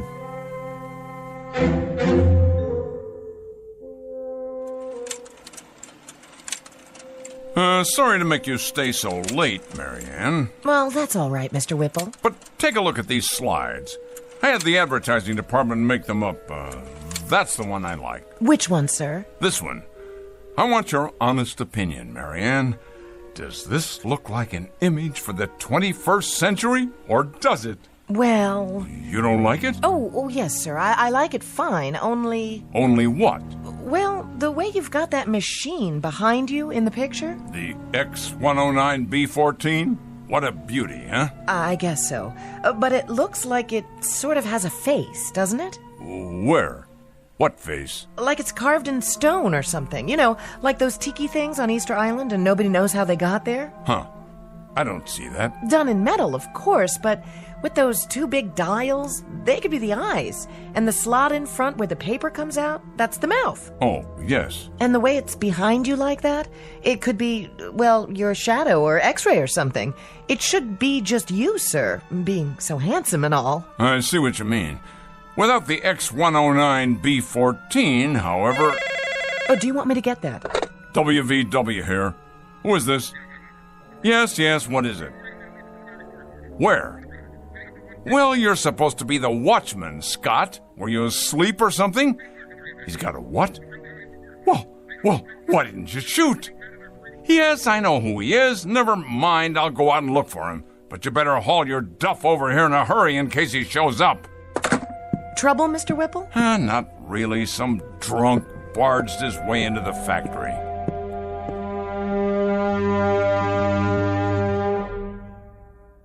There you are, you shiny piece of crap. Stand up and face me. What's the matter? Cat got your tongue? Well, let's just turn on the juice here once. Say what? Speak up, Frankenstein. I can't hear you. Dickerson. Well, what do you know? I just got a call from Scott, the night watchman. Did you now? Said you were drunk and forced your way in. Forced, is it? Well, I am drunk. And I did come in without waiting for permission. Your permission. All right, what is it you want? I've worked here 30 years. Been a foreman for 17. In my book, that gives me some rights, Mr. Whipple. You've got the wrong book, Dickerson. Mine reads as follows. You're drunk, disorderly, and guilty of trespassing. I got here as fast as I could, sir. Scott, if this man isn't out of here in 1 minute, you're to have him arrested. I'll escort him out. Come on now, Dick. Arrested, I said. The man is armed. Guilty on all counts. Of course, it's only a crowbar. But if a man knows how to use it right, it could do enough damage. Okay, give it to me now. You don't want to make any trouble. Stand back. Tell me something, Whipple. I don't have to tell you anything. When you're dead and buried, who do you get for mourners? Who cries for you? This blind steel thing without a heart? Careful now, Dickerson. It's just a machine. You said so yourself. A very expensive machine. You wouldn't want to damage it, would you? Oh, no. Why would a man want to do that? Shall I tell you the difference, Mr. Dickerson, between this machine and you? It costs a few cents an hour for electrical current. It lasts indefinitely. It will, if there's people around to fix it. It gets no wrinkles, no arthritis, no hardening of the arteries. No, that one machine is a lathe operator, a punch operator, and 2 drill press men. The one that goes next to it is a 5-axis milling machine that can produce 6 different parts simultaneously. 2 more of these machines will take the place of 114 men, and they won't use up sick leave, coffee breaks, or vacations with pay. So in my book, Mr. Dickerson, they'll be worth considerably more than you are. Somebody should have stopped you a year ago. Somebody should have held you down, stuck a drill in your head, and poured in some sense. Men have to eat, all right? And that's one reason why you can't stack them up in the junkyard like surplus tanks or put them out to pasture like old bulls. I'm a man, Whipple. Hear me? A man. That makes me better than any hunk of metal. Better, you hear me? Better. No, now, Dickie, look what you've gone and done to your hand. Let's try the crowbar, then. Steel against steel. Scott, stop him! Yes, sir. I tell you, stop him! Move! Give me your gun. Careful, Mr. Whipple, it's loaded. Of course it's loaded. I said give it to me. No, Mr. Whipple, you can't. Can't? We'll see about that. Oh! See that machine? It took more than you to get me. It took another man.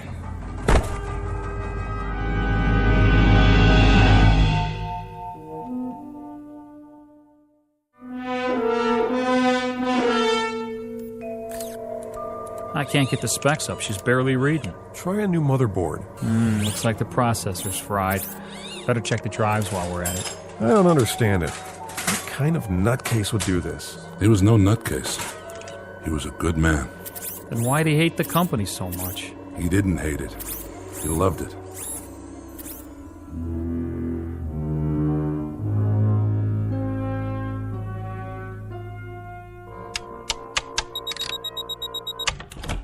Oh, hello, Hanley. I've been expecting you.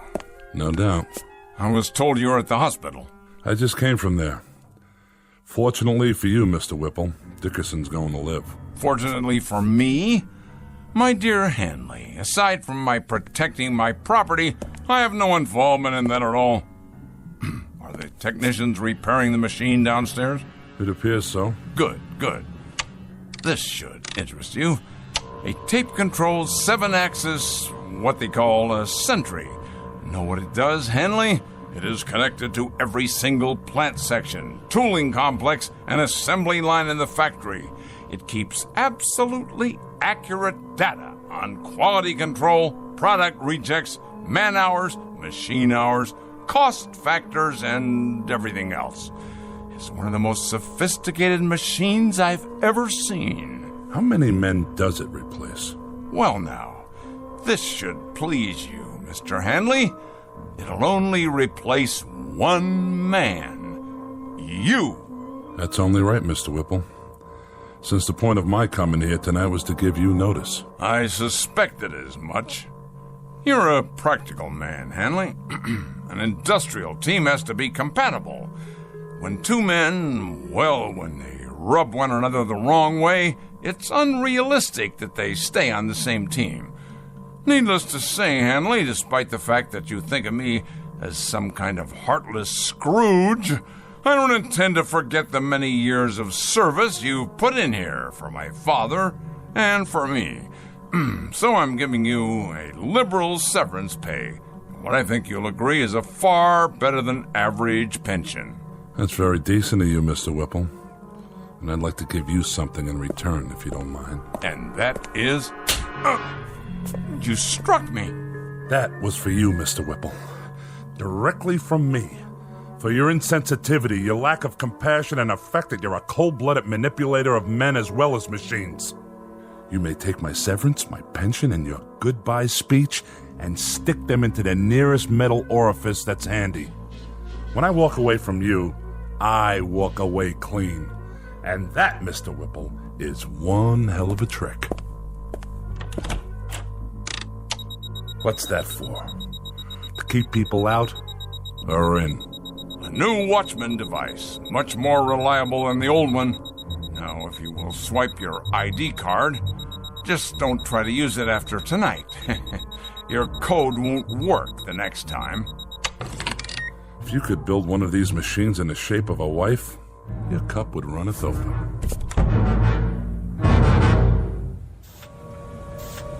Hey, Stevens. Yeah, Wilson? When's lunch? Same as always, 12:30. Well, I was just wondering, are we going to take an extra break today? Not yet. Try to look busy. Yeah, but there's nothing left to do. I mean, we drove the forklift, loaded the machines, and now I'd say everything's running itself. You're right. It is. Then why does the old man keep us around? He has to.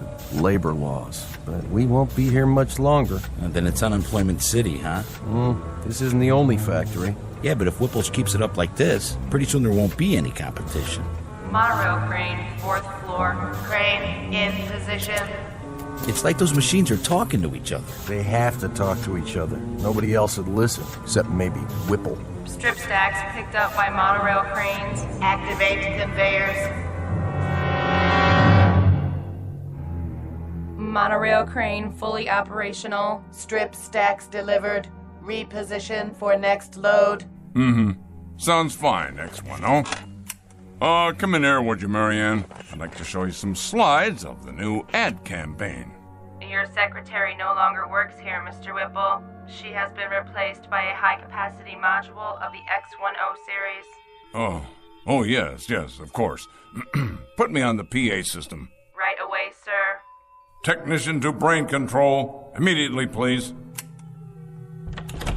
Yes, Mr. Whipple? Run a control check for me, would you? I've already done that, sir, 2 hours ago, and if you recall, I did it right after you came in this morning as well. Did you ever hear of preventive maintenance? That's my job, Mr. Whipple, but what you're asking me isn't maintenance, and it's not preventing a thing. Isn't it indeed? And I presume you know what this plant needs better than I do? Well, I know that running equipment checks 10 times a day is a waste of effort, sir. It's getting to be a kind of an idiotic ritual around here. You realize, of course, you realize that your presence here is for the moment a necessity. I stress the words "for the moment." Case in point, young man. Case in point. Watch this. Take a letter, X10. Dear sirs, yours of the 14th, received and acknowledged. The quick brown fox jumped over the etc., etc., etc. Now, print, please. See that? A perfect letter. Without error, without corrections. Typed as of the moment of its conception, using voice recognition technology. Am I getting through to you? I presume you mean to demonstrate that secretaries are obsolete now? Precisely. Obsolete. And what does this mean? It means no more powder rooms, no more coffee breaks, no more work stoppages because of inconveniences like maternity leave. Inconveniences like maternity? You'll forgive me, Mr. Whipple, but if this sort of thing keeps up, we're going to have perfect products, but mighty few people to buy them. This, happily enough, is not my concern. Efficiency is my only goal. You looked around this place lately? The cafeteria, for example? It's just like a cave. Not a soul in there, just vending machines and music coming out of a loudspeaker. You walk around the parking lot, it's a desert. There's no people, no cars. This place has everything in the way of convenience now, but you know what it lacks? Enlighten me, if you will. Voices, laughter, just whatever it is that people feel for other people. That's what it lacks. This is a lousy place to work in, Mr. Whipple. Then shall I spare you the inconvenience of suffering it any further? You're fired. I've been expecting that. As a matter of fact, I've been wanting it. I can't work here anymore. It's too darn lonely. Pick up your check at the front office. Yeah, just one more thing, Mr. Whipple. I think it wouldn't be a bad idea if you got an equipment check on yourself. Equipment check on myself? Huh, what rot. X10, let's have some music. Something to calm the nerves. There, that's better. Monorail crane on schedule. Paint sprayers functioning at capacity. I know. You're doing your job, X10, so do it. I don't need to hear that now.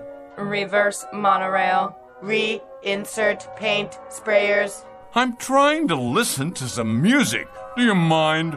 Strip stacks inline. Conveyors loading. I said that'll do. Strip stacks inline. Conveyors loading. Stop that. I'm in charge here. Loading. This is Wallace V. Whipple speaking. I command you to stop. That's an order. Well then, I'll make you listen. Shut down. I tell you, shut down. Now. This is my company. Mine. Correction. This company is now run by the X10B14 Modified Command Center. Oh, no, you don't.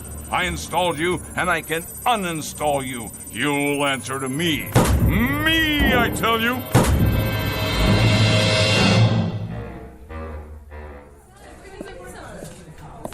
What'll it be, Mr. Whipple? Beer, please. One beer, coming up. How about you, Mr. Handley? One more? No, thank you. Well, 2 other days, Hanley. I'll drink to that, Mr. Whipple. How are you finding your retirement? Tolerable, Mr. Whipple. I managed to keep busy. Not as much as I'd like, of course, and my wife says I'm underfoot all the time. But I'm doing all right. It's kind of nice to sleep late in the mornings. Yes. It's a good thing, though, this retirement, I mean. Man should have time for leisure as he gets older. It's important he has time for leisure. That's so, Mr. Whipple. When the board of directors decided that I was overtired and could relinquish some of my responsibilities, well, if the truth were known, I did feel a certain resentment toward them. But actually, they were quite right, quite right. You don't have to explain. No, I want to. With the perspective of time, I've begun to realize that when they moved me out of there, it was nothing personal. Of course, I'm not married, and, well, it's somewhat dull for me at times. Oh, I manage to keep busy, but there are times that I wish they really had no right, no right at all. Chuck a man out in his prime like he was some kind of machine part. Said I was neurotic. Said being with the machines like that all by myself had warped me. That was the expression they used. Warped. Like a piece of metal. Well, really, Hanley, it isn't fair. It isn't fair at all. A man has worth. A man has value. And they just snap their fingers and bring in a replacement. It really isn't fair, Handley. It isn't fair at all.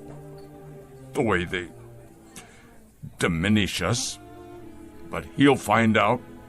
My replacement, whoever he is, he'll find out soon enough.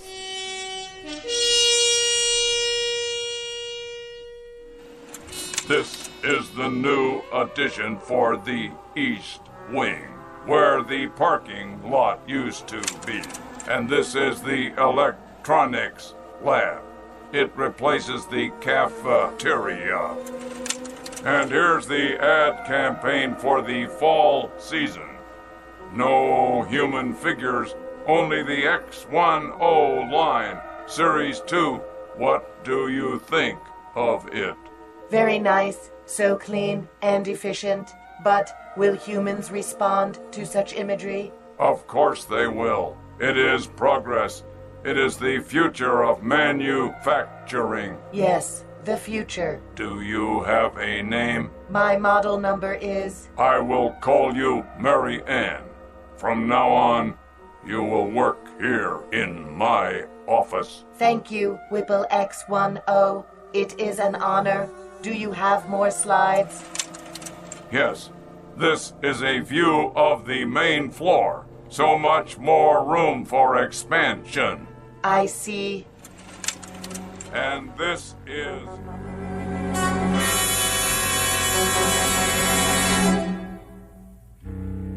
There are many bromides applicable here. Too much of a good thing, tiger by the tail. As you sow, so shall you reap. The point is that too often man becomes clever instead of becoming wise. He becomes inventive, but not thoughtful. And sometimes, as in the case of Mr. Whipple, he can create himself right out of existence. A tale of oddness and obsolescence from the Twilight Zone.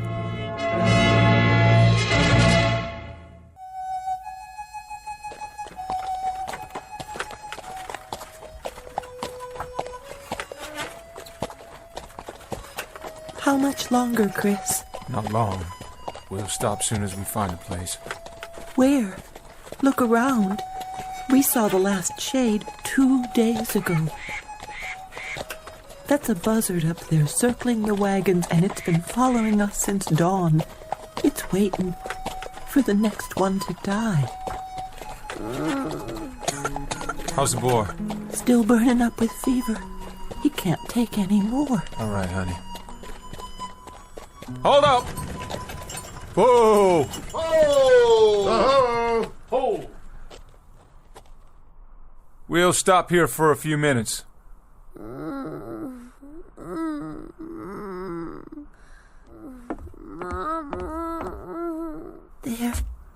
There. Still the fever? Poor little thing is burning up. If I could just use a damp cloth. Try my handkerchief. Can we spare it? If he needs it, we can. Here, put this on your forehead. It'll make you feel better.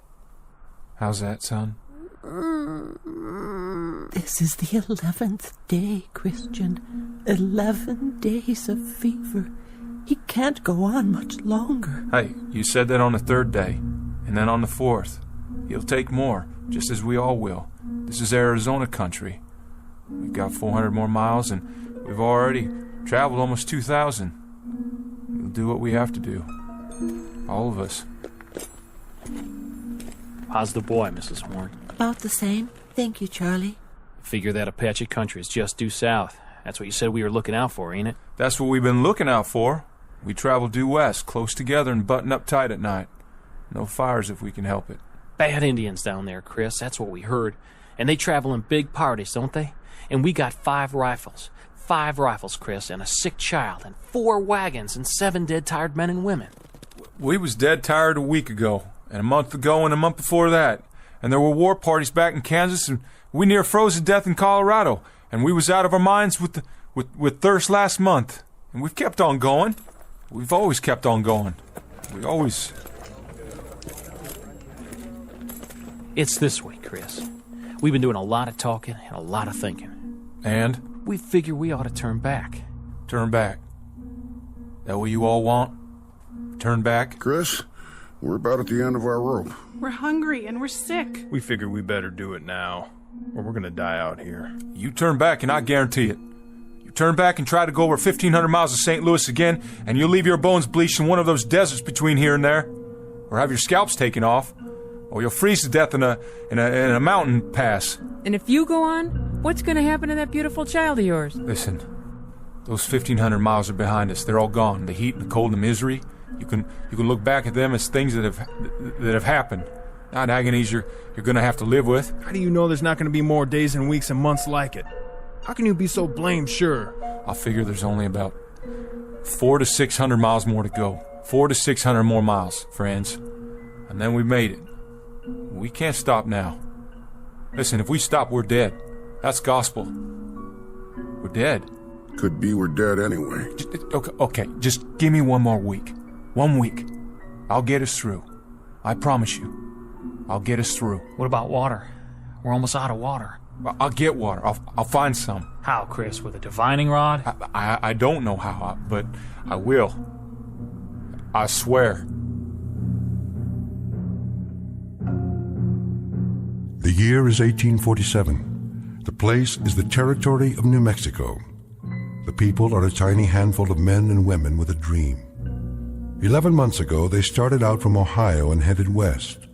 Someone told them about a place called California, about a warm sun and a blue sky, about rich land and fresh air. And at this moment, almost a year later, they have seen nothing but cold, heat exhaustion, hunger, and sickness. The men and their families are now one with the animals and the wagons and the landscape, and they stare straight ahead, numb and glassy-eyed. They are dust blobs whose lives have been reduced to a single function: forward motion. The man in the lead wagon is named Christian Horn. He has a dying 8-year-old son and a heartsick wife, once beautiful but now gaunt and drawn in the merciless desert air. Her husband is the only one who has even a fragment of the dream left, Mr. Chris Horn, who's about to go over the rim of a sand dune in search of water, sustenance, and survival, and who, in just a moment, will find himself heading into an uncharted territory known as the Twilight Zone.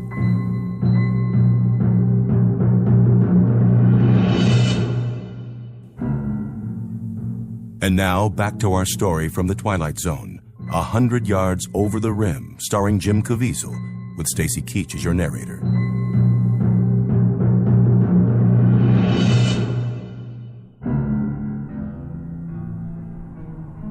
A man had best not make promises he can't keep. I give you my word. And food and medicine for your child? We'll have those things. We'll have food and medicine and everything else. If you can just keep going. Just keep going and don't look back. Look out there instead. Look west. We don't even know where that is anymore. Don't make any decisions yet. We can't stay here anyway. Once we're past the trail, we'll be able to rest a couple of days. I'm almost out of water, Chris, and food. I'll go up ahead, over that sand hill. I'll do some checking around.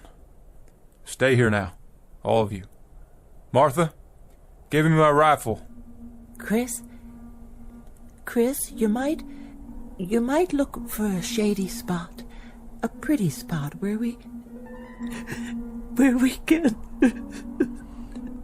I won't talk about burying our son. Not now. Not while there's life in him. How far you plan on going? Just over the rim there, 100 yards or so. Might find a stream or something, maybe some game, a rabbit or two. Never can tell. I guess that's true enough, friend. You never can tell.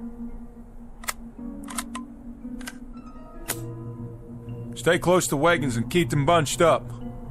Hold on, Charlie, all of you. Just hold on. I'll be right back.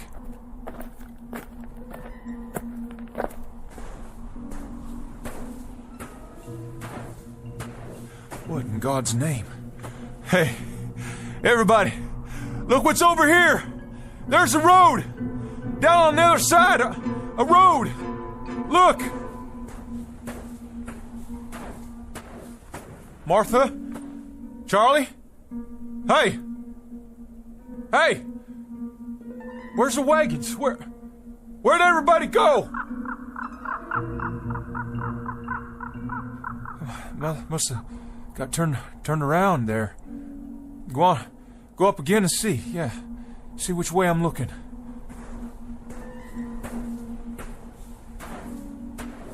What's going on? What in devil's name is going on here? Road's hard. And black. What the... What these poles doing here? All these wires?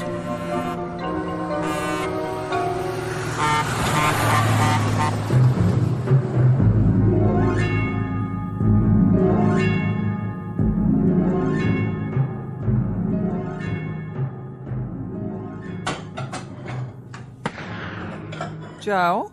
Yeah? What was that? Backfire. What? Truck backfired.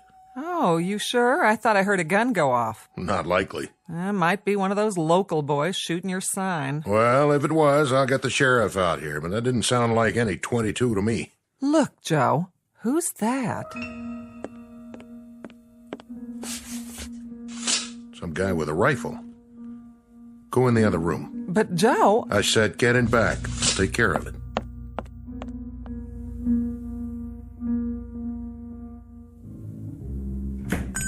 Howdy.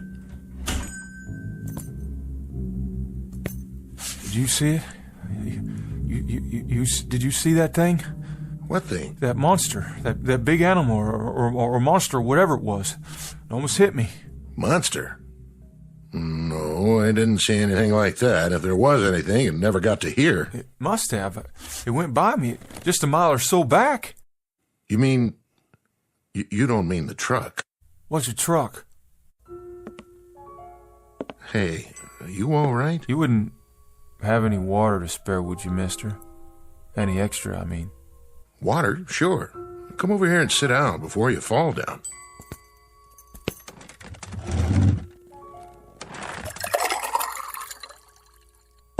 Here you go. Is all this for me? Sure. On the house. Well, thank you kindly.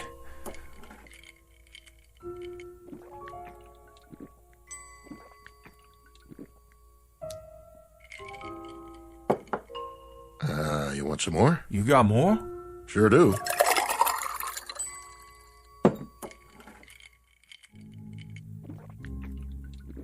Whoa, now. You don't want to drink it too fast. Just how long you been out on the desert, anyway? How long? Well, almost a year. Well, at least almost a year of traveling. Started from Ohio.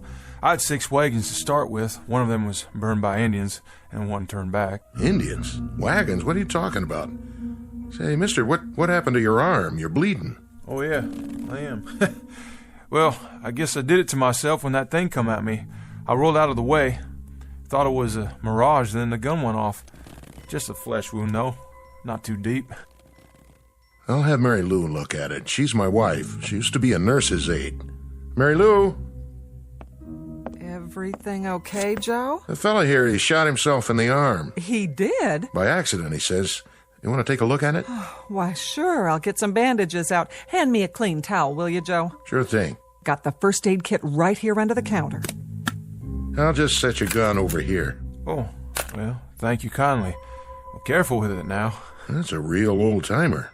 Antique piece, isn't it? No, I bought it new before we started out, but she's been used a lot, I guess.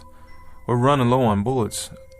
I don't suppose you've got any ammunition around here? Oh, no. We don't carry anything like that. This isn't a hunting area. What about Indians? South of here's Apache country, isn't it? Why, sure. Well, sure, but there aren't any Indians nowadays. Well, I mean, not hostile Indians. No? Well, not as long as we've been here. Well, how long you been out here? How long? Oh, a couple of years now. Where do you hail from? Well, we used to live in Phoenix. Phoenix? Yeah, Phoenix. Mary Lou's folks are from there. I worked for her old man when we were first married, and then I bought this place here. Restaurant isn't doing so well, but the truckers are starting to come in now with the interstate. Restaurant? You have food? Sure do. Just like the sign says. On the wall there, see it? Right over the register. Joe's Air Flight Cafe and gas station. You don't understand a thing I'm talking about, do you? You've never heard of Phoenix or registers or nurses' aides or trucks or gas. Hey, mister, Where are you from, really? Where'd you come from? Tell me straight out, why don't you? From Ohio.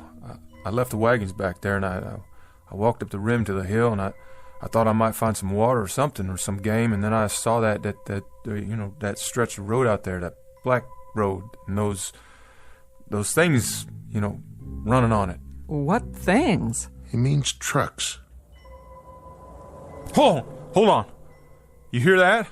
You hear that? There's another one. It's all right. It won't stop. Take my word for it. Well, we heard tell it was a dangerous route, but the most direct one. To where? California. They say... No, take it easy, friend. We can talk about all this later. No, I don't have much time. I promised them I'd be right back. There you go. Your arm's all cleaned up with a bandage on it. I even made you a sling, see? Oh, much obliged. Just try to keep it clean now. I'll give you a roll of gauze and some tape. You're a nurse? Are you the doctor? Me? I just sling hash and pump gas. Take 2 of these. Drink a little water to get them down. What are they? They're antibiotic tablets. They ought to keep away any infection. Where do you get this? Well, at the drugstore. Of course, you're supposed to have a prescription, but these won't do you any harm. How do you feel? Could I? Do you think I could buy some more of those pills off you? Oh, I don't sell them. But you see, I got a real sick boy back there. Back where? In the wagon, if I can ever find the wagons again, but you say that this will help a sickness. Sometimes, depending on what it is. How about a fever and a bad cough? It's worth a try. You've got a family? There was 3 wagons of us. But when I turned around to look back down, they'd gone. Well, maybe you better rest a while, friend. Lie down. Get washed up. There's a bed in back. Look at this place. The tables like wood, but they're not. They can't be. And the legs are all silver and bright. That's not silver. It's steel. It's chrome-plated. What's that thing in the corner? Jukebox. A what? Plays music. You put a coin in it and pick a tune. Here, I'll show you.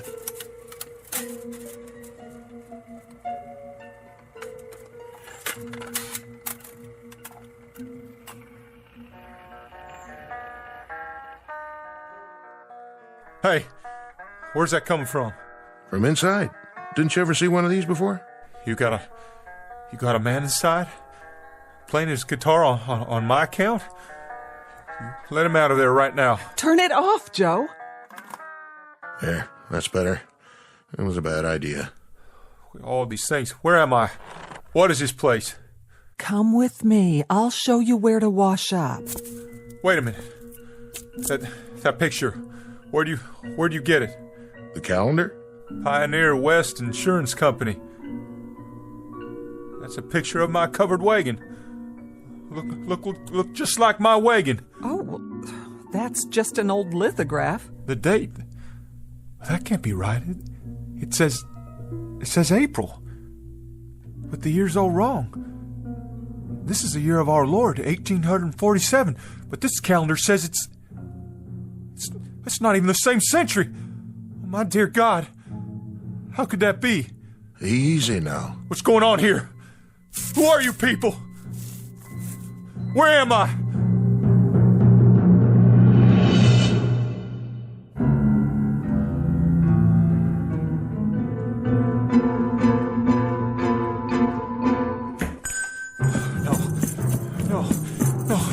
No!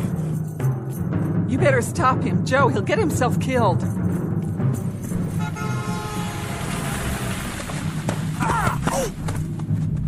Come on now, fella. Come inside. Please. Somebody tell me where I am.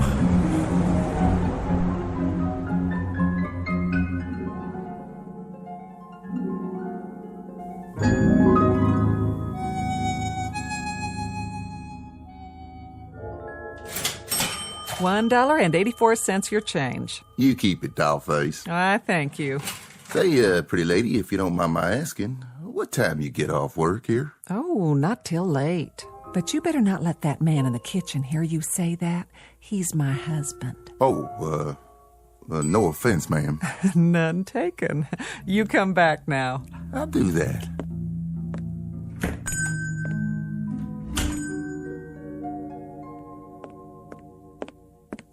Doctor still in back? He is. Been a while now. I made a club sandwich for the fella. You think he wants some soup, too? Well, you better ask Doc first.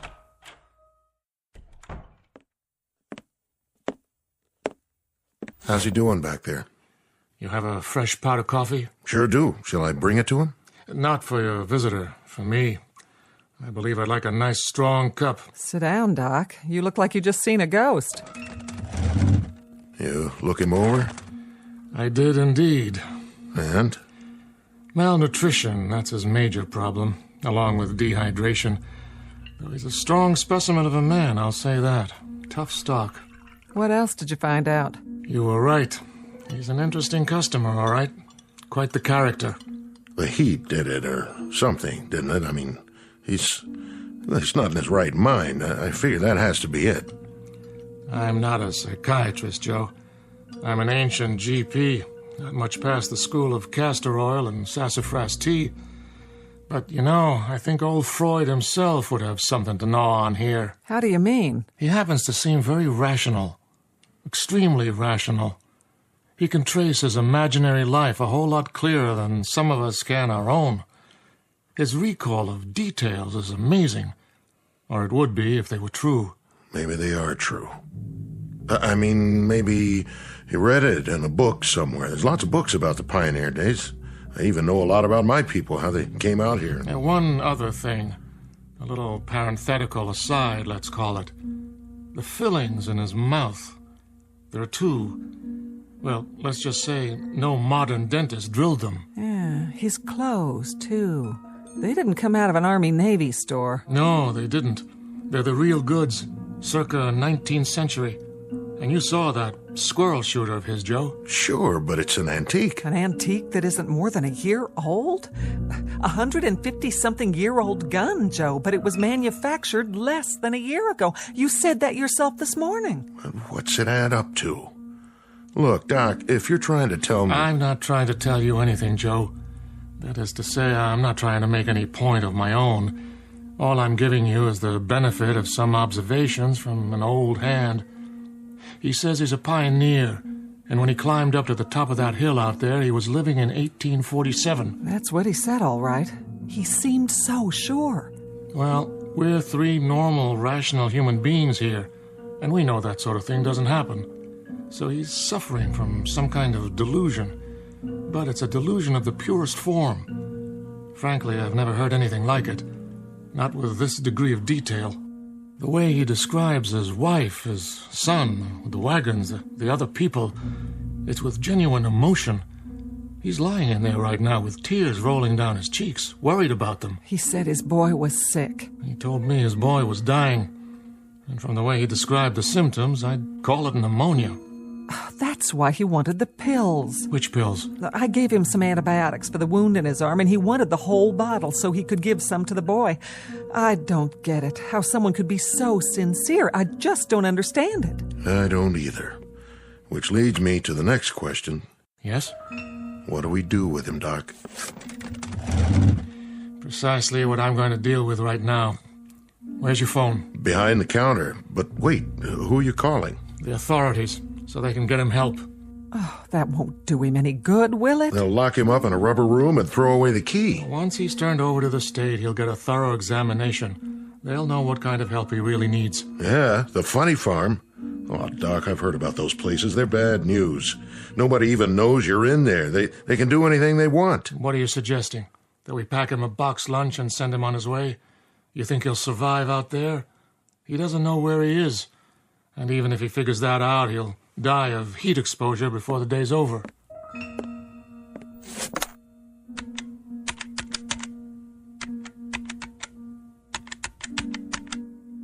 I want the sheriff's office, please. Oh, it just doesn't seem right. Yes, is the sheriff there? Oh, in his car? Well, that's even better. Can you radio him to get over to Joe's Diner as fast as he can? We've got a man here who needs looking after. No, not violent, but he should get here real fast anyway. Yeah. Thanks. Oh, Joe, I hope we're doing the right thing. So do I. Well, at least he's calm now, or as calm as any man would be if he suddenly woke up and thought he was past his time. That's enough, Doc. Well, hello, Mr. Horn. This book, it was in my bedroom. Well, that's the encyclopedia. I was looking through it. I found something. What?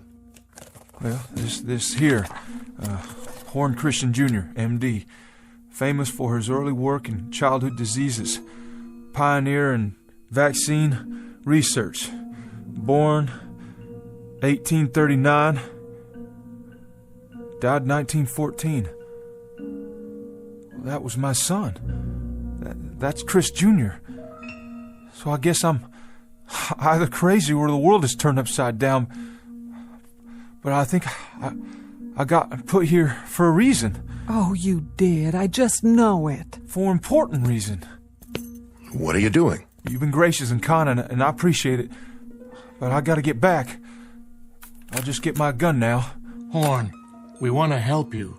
But help means rest and medical attention. I can't let you leave like this. Come on, son. Come over here and sit down. I've called for the authorities. The authorities? Well, listen, I don't know who they might be, but I've got no time to wait and find out. Horn, please. Hey, don't go trying to stop me now. I know my purpose. I'm going to finish it. Well, my life don't add up to much. Listen to us. Please, Mr. Horn. You take your hands off my gun, mister. You okay, Mary Lou? Oh, I'm fine. The gun just went off when he took it. And blew out my plate glass window. Horn! Horn, come back!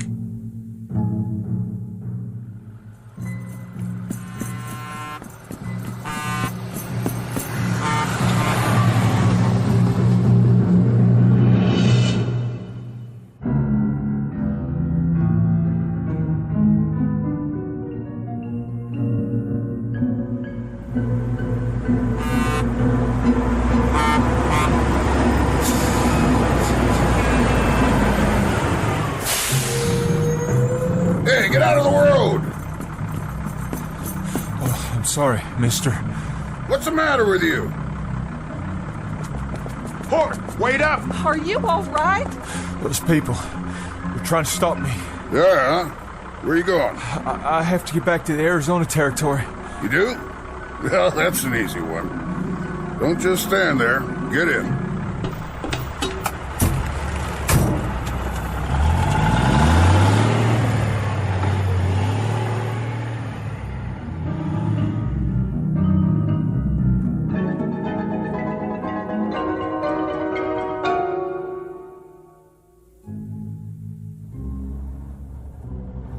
Belly of the beast. How's that? What is this contraption? Peterbilt 18-wheeler. Best long-haul rig ever made. Where's your team? I ain't a teamster. Strictly independent. But your horses? All the horses you want right under the hood. Sweet, huh? Where you say you're headed? California. We were headed for California. That's where I'm going. Good country out there, is it? Easy living, if you ask me. Everything a man could want. And land of work? Any seed you plant, it grows tall. That's what I heard tell. Suppose I could give you a ride all the way in, so I'd have somebody to talk to. I'm going to California, but I can't get there this way. What are you talking about? It has to be the same ridge, right around here. It was. Mister, you have to let me out. Say, look at that. Sheriff's car, moving like a bat out of hell. Please, I made a mistake. You've got to stop this machine.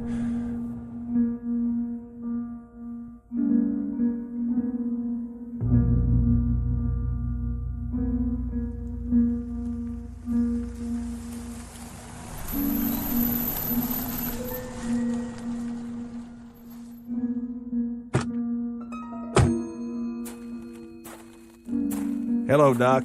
What's this emergency you got? Not exactly an emergency, Sheriff, but since I called, it might have turned into one. Sheriff, you gotta stop him. That's right. He won't make it out there. Hold on now. What you trying to tell me? Mr. Horn, Sheriff. Horn, is it? He's the man I examined. It's a long story, a pretty strange one. The point is, now he's run off. Well, where? He headed for the ridge, where he came from. So, he came in out of the desert? And now he's going back, about a mile up the road. Well, don't worry. I'll find him.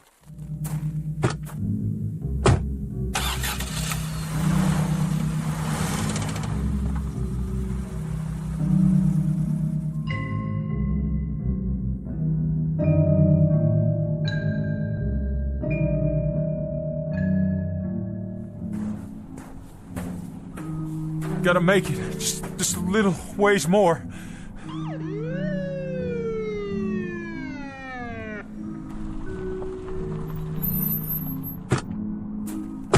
You there! Hold it! No, you don't. Not now. Drop the gun, son. I said, drop the gun. All right, now come on down real slow. The pills. I dropped the pills. That's it. Now put your hands in the air. Got it. I said halt. Halt, son, or I'll shoot.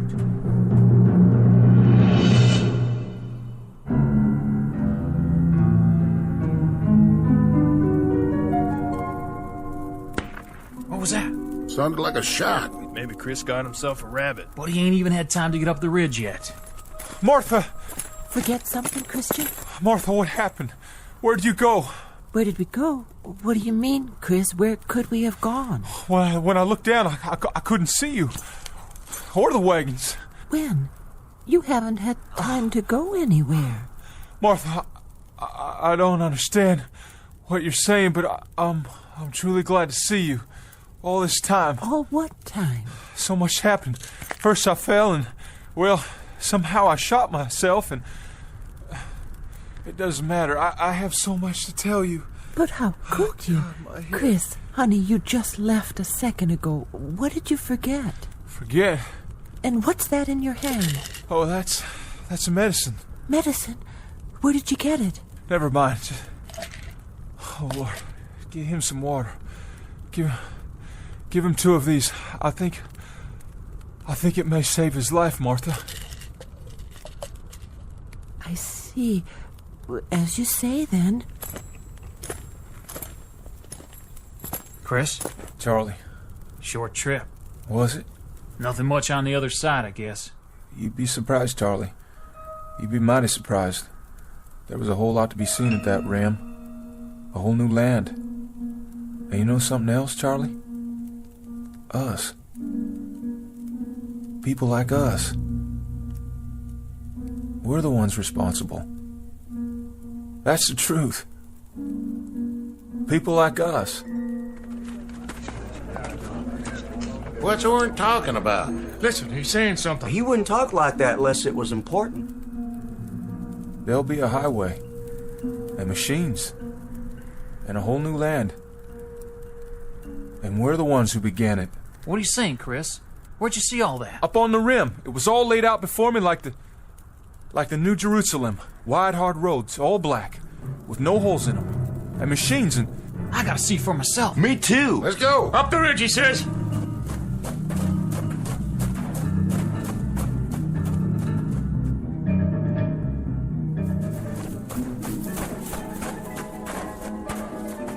Chris, there's nothing down there. It's just like this side.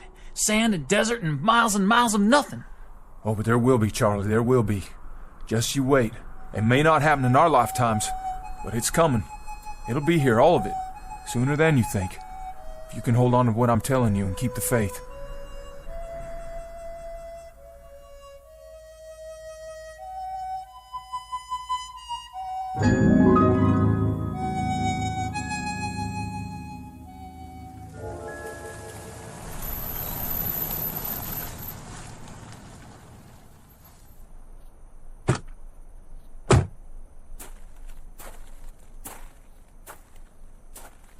You didn't get him, Sheriff. I saw him all right, but I couldn't get him to stop. Fired a warning shot, but I didn't scare him none. Look, I wouldn't worry, Joe. He can't get very far. Don't worry, we'll find him. Thanks, Sheriff. You say he had a gun? That's right, a rifle. This it? It can't be. That one's all rusty, like it's ready to fall apart. That's what I thought. He couldn't have done any damage with it. Look at it close, Joe. It is his rifle, but it's changed. It's just as if it had been lying in the desert for 100 years. What's it mean? Who was he? Where did he really come from? I think he went back to wherever he did come from. But to where, Joe? Back to where he should be. Back to where he can make certain that the things it said in that book can happen. back to a wagon train, heading west to California on a spring day in 1847.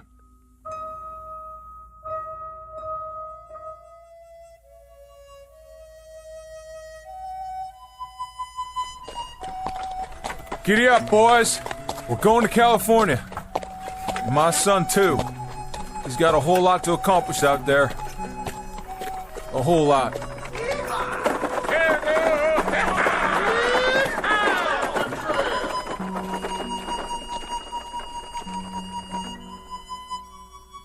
Mr. Christian Horn, a farmer from the state of Ohio, one of the hearty breed who headed west when there were no blacktop highways or telephone poles or the solace of civilization. Mr. Christian Horn and family and their traveling companions, heading west after a brief detour through the Twilight Zone.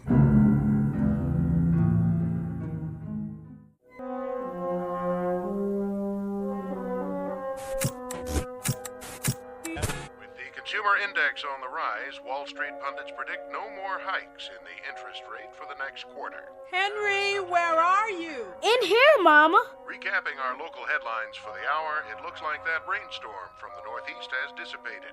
So we can expect scattered low clouds in the AM, clearing by early afternoon and followed by some sunshine. I'm waiting, Henry. In a minute, Mama. Barley's gonna be on the news. Henry, come in the kitchen right now. One more minute. And in sports, here's a flash from the past. One of the city's favorite sons is set for an important boxing match tonight at St. Nick's Arena. Mama, come here. What is it? Quick. For this battling middleweight, tonight's the night, the one that counts. I thought you were going to help me with the dishes. Look! Henry, I need you now. Look! Why, that's a picture of Bowley. But after such a checkered career, can he make a comeback? I know. To put it another way, is this bout really necessary? No fighter lasts forever, and sports fans don't want to see a good man take a beating in the ring. So here's this reporter's advice to Bowley Jackson. It's time to pack it in. Find another line of work if you have to, but take care of yourself and stay out of the game. Get a job behind the scenes, training younger, stronger, talented young bloods whose careers are ahead instead of behind them. Now. Yes, Mama. You're a good boy, Henry, but you gotta learn. Don't get your hopes up too high or you'll... Where are you going now? I gotta see Bowley. Leave him alone. He must be busy getting ready. But he needs me. Listen to me, Henry. Some things you just can't wish for. They're too big. You just set yourself up for a big disappointment. Please? He's my friend. Well, just for a second, but don't you get in his way now. I won't. In and out of the ring, it's been up and down. After a string of early victories, he found it hard to keep getting up again and again. So read the handwriting on the wall. Don't get hurt this time, champ. You proved you could do it. Now it's time to step aside. Oh, Bowley, please, please listen to the man.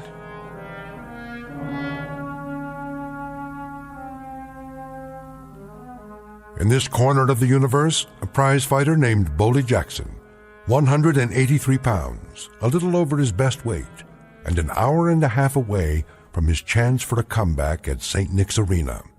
Mr. Bowley Jackson, who now lives in a tenement building and by the standards of his profession is an aging, over-the-hill relic of what was, and who now sees a reflection in his dresser mirror of a man who left too many pieces of his youth in too many stadiums for too many years before too many screaming people. Mr. Bowley Jackson, who might do well to look for some gentle magic in the hard-surfaced glass that stares back at him from somewhere in the Twilight Zone.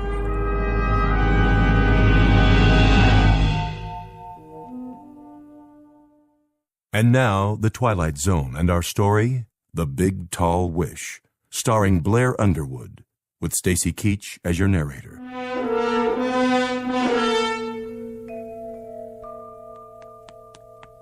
Hey, Bowley, you in there?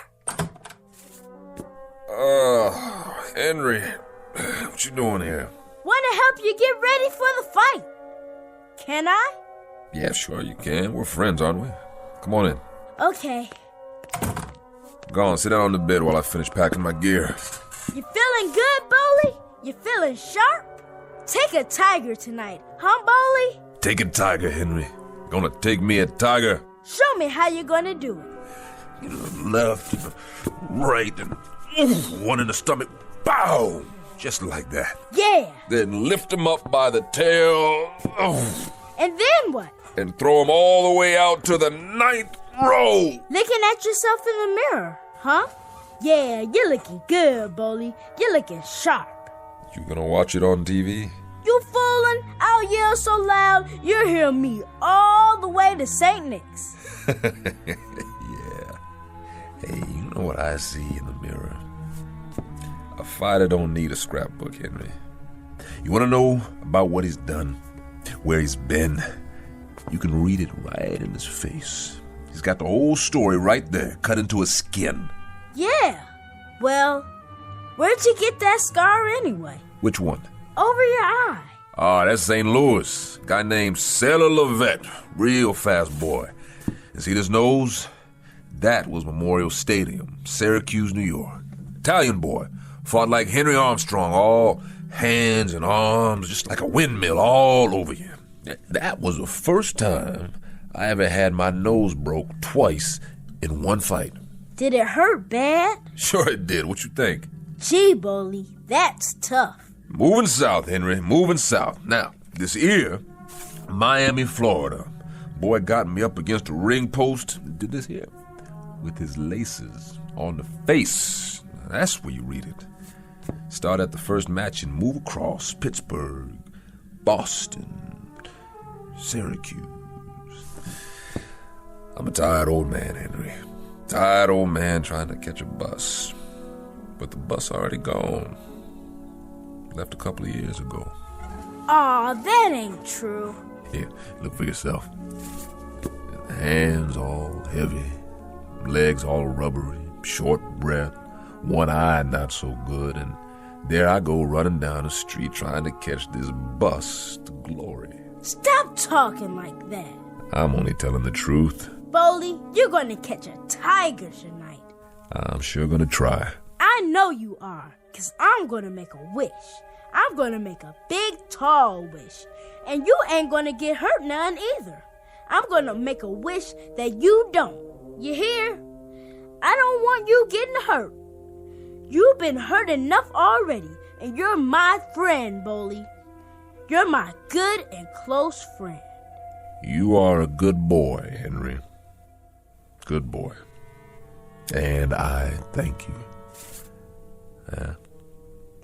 You go on. I gotta get my gym bag packed. I'll wait and walk you downstairs. Okay, boy. Okay. I'd like that just fine.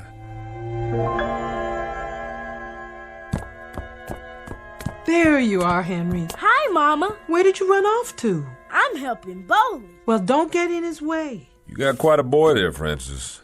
Quite a boy. I hope he didn't bother you too much. Him? No.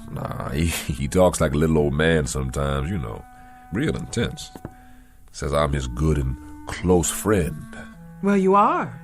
You know, he's mine, too. I don't think I ever had a friend like Henry. You're good to him, Bowley. You're real good to him. Taking him to ball games all the time, taking him out for walks. Hard for a boy not to have a father around. He never did know his. I know he didn't. He won't be going to bed tonight till you get back. Don't let him stay up too late. Take care of yourself, Bowley. I hope you don't get hurt none. I'll work hard on it. I'm going to make a wish, Bowley. I'm going to make a wish nothing happens to you. So don't you be afraid, understand? Don't you be afraid, no matter what, 'cause nothing can hurt you. You hear me? Nothing. That boy. You're more than his friend, Bowley. He's got you in a shrine. Why would he do that? 'Cause you deserve it. Scared old man who don't remember nothing except how to bleed. I don't fit in no shrine, Francis. Don't talk like that. But you tell him. You tell him how I'm obliged for his wish. I think he already knows. 'Cause that's what I need right now.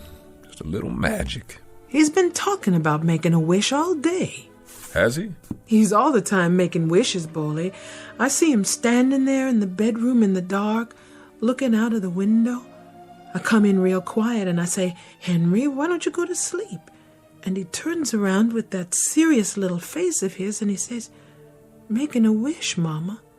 Making a wish for this, making a wish for that." Oh, he's all the time wishing. Why, just the other night. What? Oh, it was nothing. Tell me. Well, I needed some more money for the rent, $50. Henry said he was going to make the big, tall wish. That's his biggest kind, the big, tall wish. He don't waste it on just anything.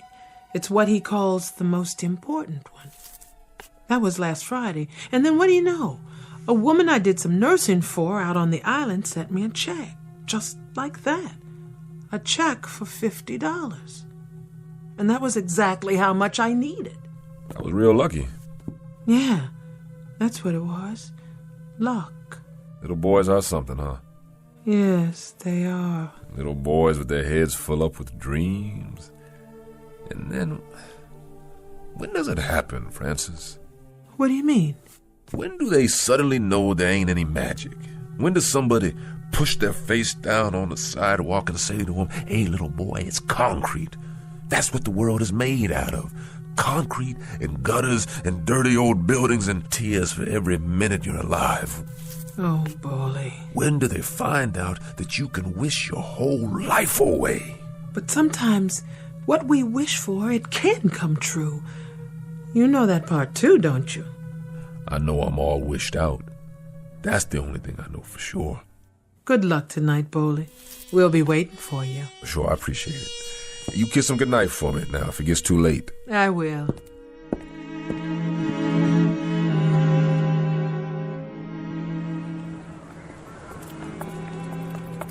Hey, Boley, knock him out for me. Yeah, no TKO, out cold. I got a bet down on you. That no good bum. I thank y'all sincerely. You folks are good neighbors. Boley, we all know you're the best. Well, just don't bet too much now. Why not? You're gonna beat him, aren't you? Yeah, which round? Want to call it? How about the first round? Put him out of his misery. I'll do the best I can, boys. Best I can.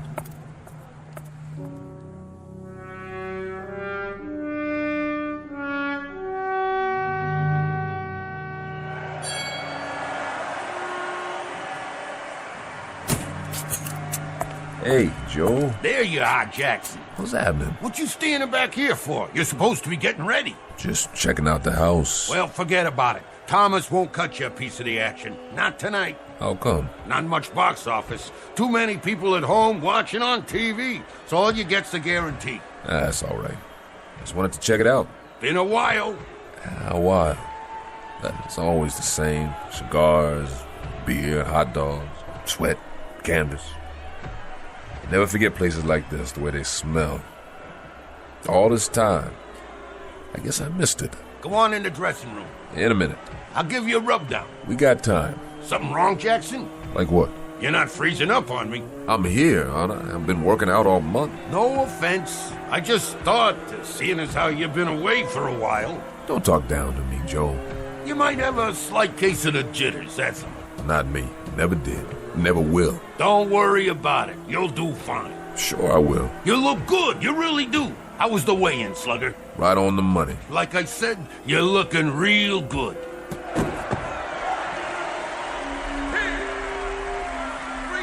He didn't last long. He never does anymore. Slug him alone. Never could take a punch. That's why he's on the mid-card, ever since you put him away in Philly.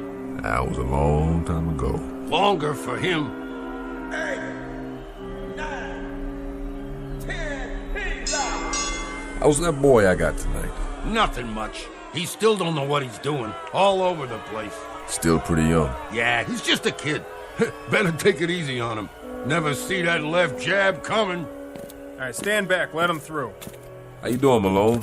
That you, Boley? Yeah, it's me. Hey, man. Saw the fight. Sorry about that. You did all right. Stayed on your feet.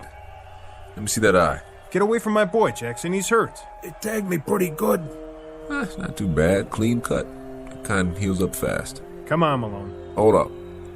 Slugger, You're gonna be okay. You hear me? Hey, Baldy, where you been anyway? I ain't seen you around. Here and there, you know how it is. Yeah, I know. You just take it easy for a while. Be good as new. You'll see. You still got that left jab? Sure I do. You sure, Baldy? I got a bet down on you. Well, I was gonna, but Let's go, Slugger. I see you, Malone. Yeah, I see in the funny papers. Move it. Hey, Baldy, when you gonna give me a rematch, huh? Anytime, Slugger. Anytime. He was never that much. He did the best he could. All he can do. Yeah, well, you better lace him up now. Sure, Joe. Thomas will be waiting. I bet he will. It's almost showtime.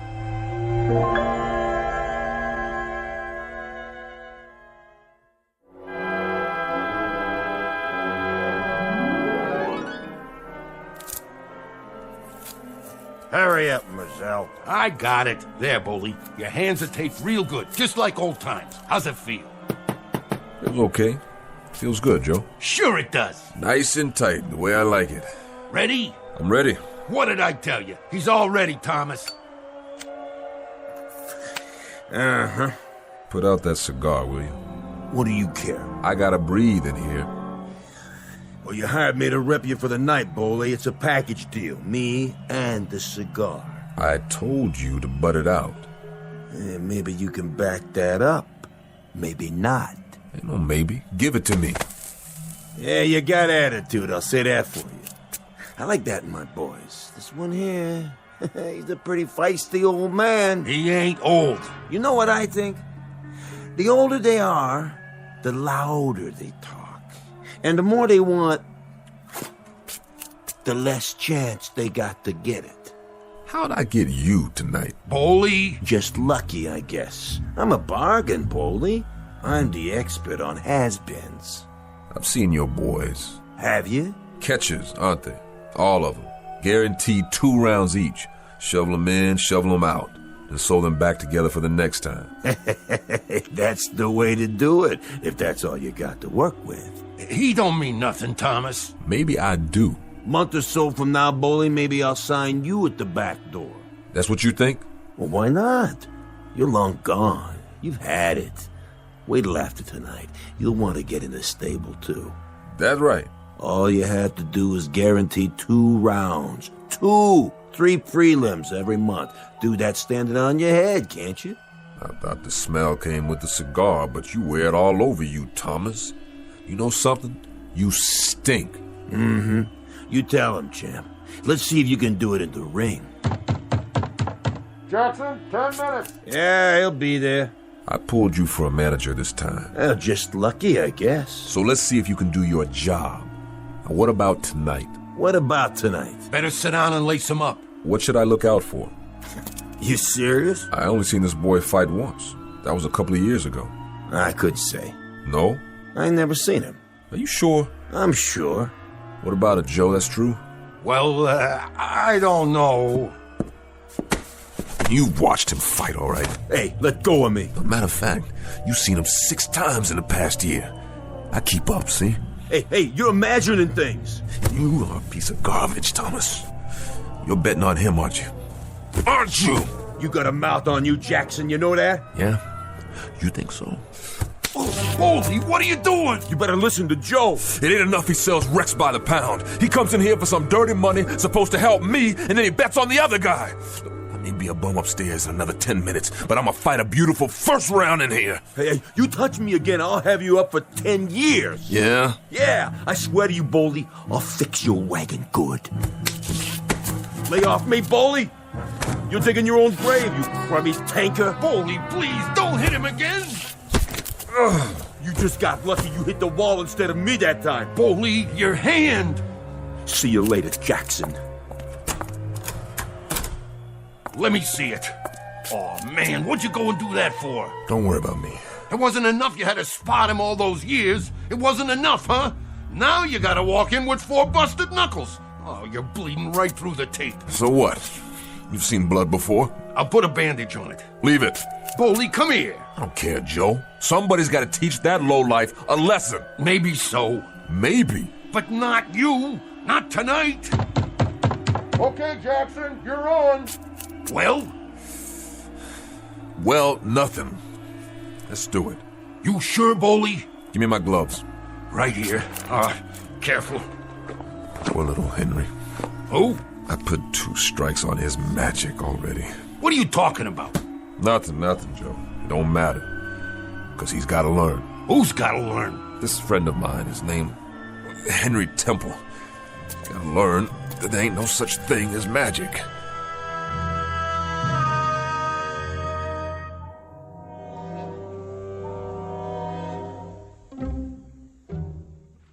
Another left, another right, and Jackson's knees are wobbly. A 10-round bout, but it's not going that far, I promise you. He's hurt.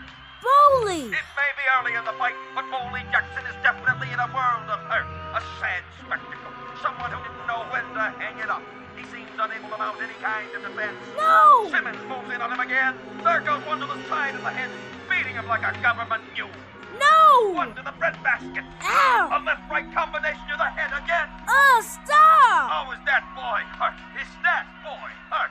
Somebody ought to stop this carnage. Don't watch anymore, Henry. Stop it! Please, turn it off now. He's down. Jackson is down. It's as good as over. Henry, do you hear me? Get away from the TV. Please, Boley! What are you doing? 1, 2, 3. Please, Boley, please! 5, Please! 6. Please! 8,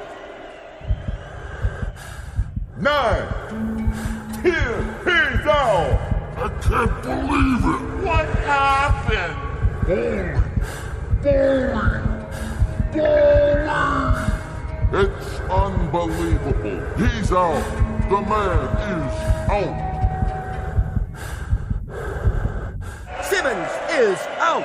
One of the most amazing turnarounds we've ever seen. Boley Jackson was as good as gone, but then somehow he reached way, way down, sucked it up, and landed a left jab and a combination that put the lights out for Simmons, the favorite. Ladies and gentlemen, Boley Jackson has done it. He's back.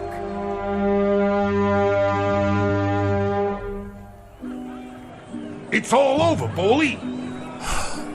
Sorry, Joe. What are you sorry for? For letting you down. You did it! Who? You did! Did what? Knocked him clean out! You sure? Look at him! Where? Hey, drag that bum out of here! Which bum? Simmons! Get an ambulance while you're at it! He ain't going nowhere! Joe, I think I blacked out.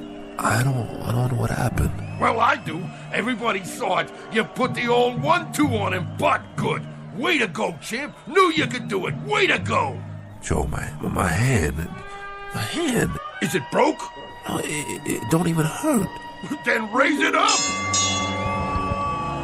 And the winner, by a knockout, at 123 in the second round, our own Boley Jackson! Jackson winner! Come on, Boley, put on your robe and let's go. Take a shower and get dressed. We got some celebrating to do. Something's not right about this, Joe. What do you mean? I don't know what is. It's something. It's just something's not right about this.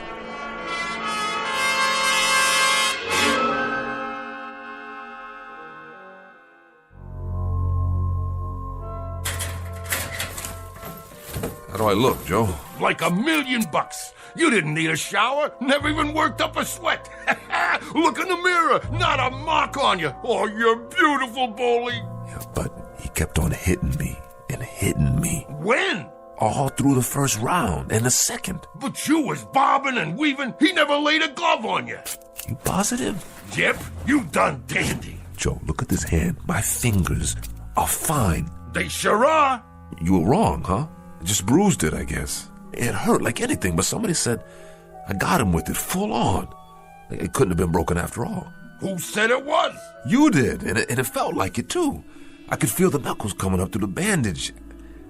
I don't know, I could have sworn it was busted. And when he knocked me down... What? He did what? Knocked me down, Joe. When he knocked me down, I don't even remember getting up. And the next thing I knew, there was Simmons laying on his back. Well, then you and me, we was in different arenas tonight. What are you saying? You didn't get knocked down, Boley. You was never off your feet. I wasn't? No, you sure wasn't. This one you carried all the way, baby, just like the old days. Who's that? Your fans, who'd you think? I don't believe you. You want I should open the door and let him in? Hey, Jackson, show us how you did it. What a jab. What a right. I knew he could. Boley, when you gonna fight again? Hey, you're gonna get a title shot. How about a picture? Wait, Joe, close the door. Just a minute, folks. The champ will be right out. Let me get this straight. What's to get? You hear that, Bunch? Enjoy it. I wasn't off my feet. Nope. I didn't go down. Not once. Would I lie to you? All these years, you ever know me to lie to you? No. Then what are you waiting for? Let's go and paint the town red. No, I don't know, Joe. There's something I gotta do. Like what?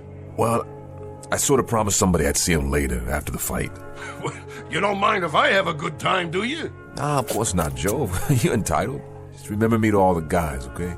Maybe I'll hook up with you later. You got it. Good night, old-timer. Just remember, I'm real proud of you.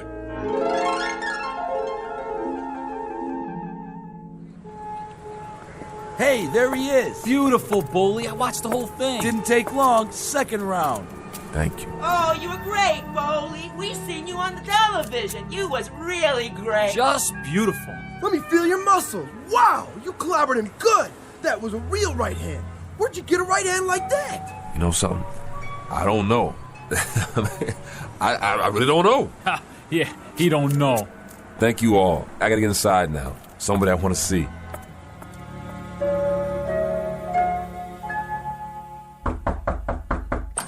Francis, I just wondered if... You should have seen him, Boley. He like to went out of his mind. He was so happy. Whole building was shaking. You'd never believe it. Is he... He's up on the roof, waiting for you. I'll see to him. Send him down soon, Boley. It's real late.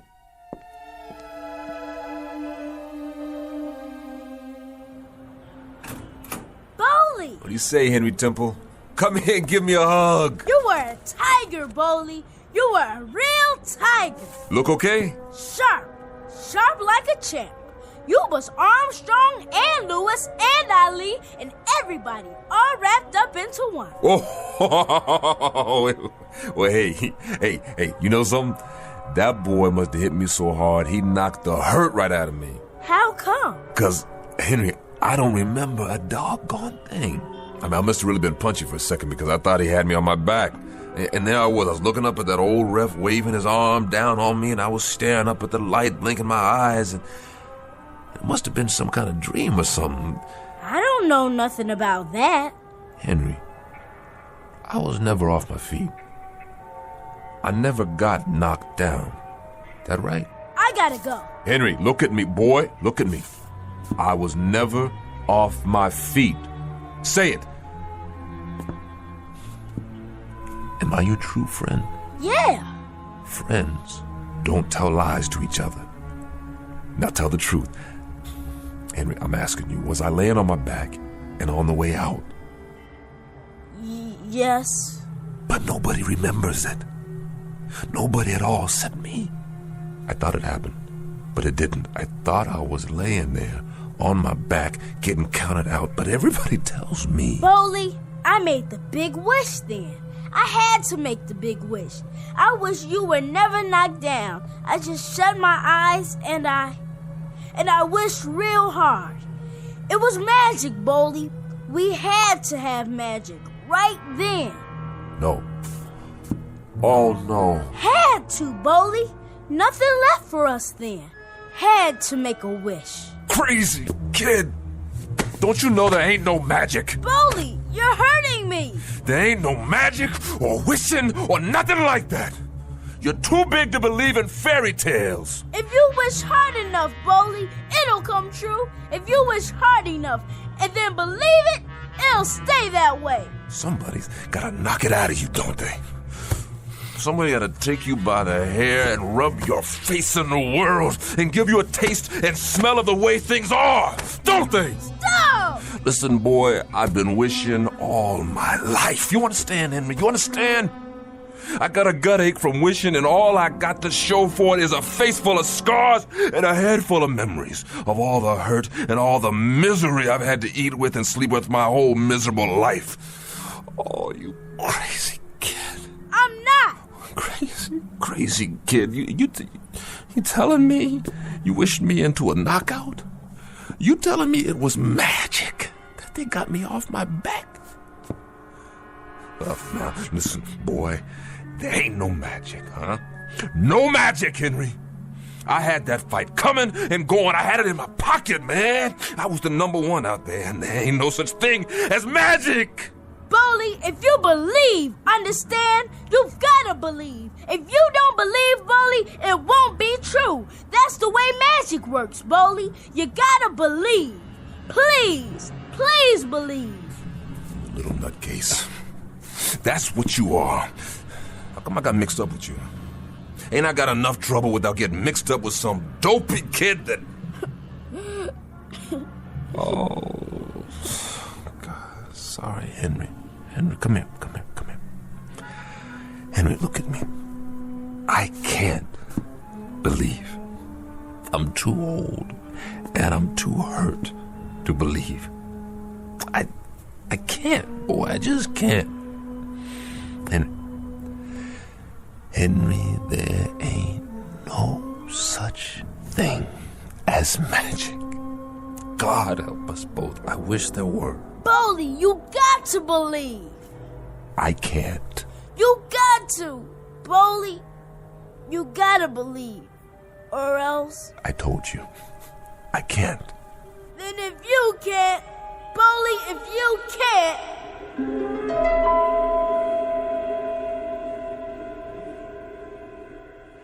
8, 9, 10, he's off! Come on, Jackson. I'll help you up. Oh, what happened? The kid got in a lucky punch. Don't worry about it. Don't mean nothing.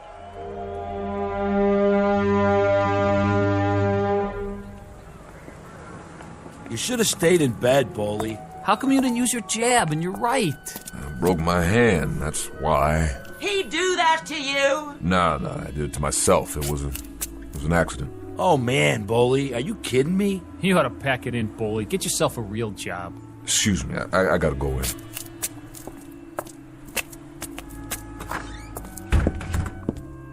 Are you okay? Yeah, I'm okay. I was afraid you got hurt. Me? No, I'm too tough for that. You sure? Let me see.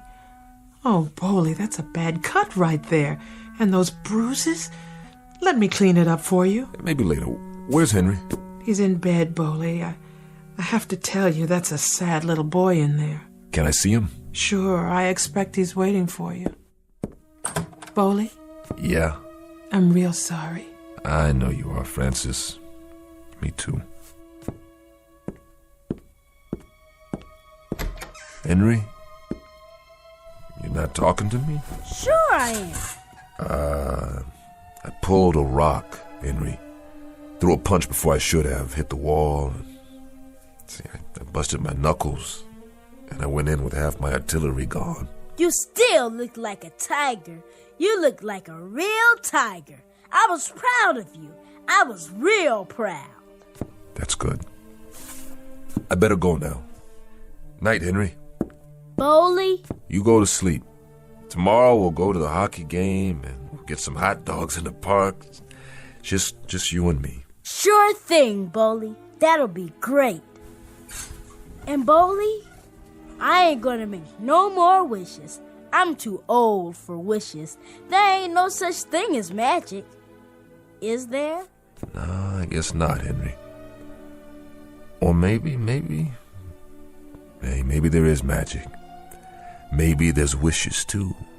I don't know. I guess the trouble is, there's just not enough people around to believe. Hey. Good night, boy. Good night, Bully.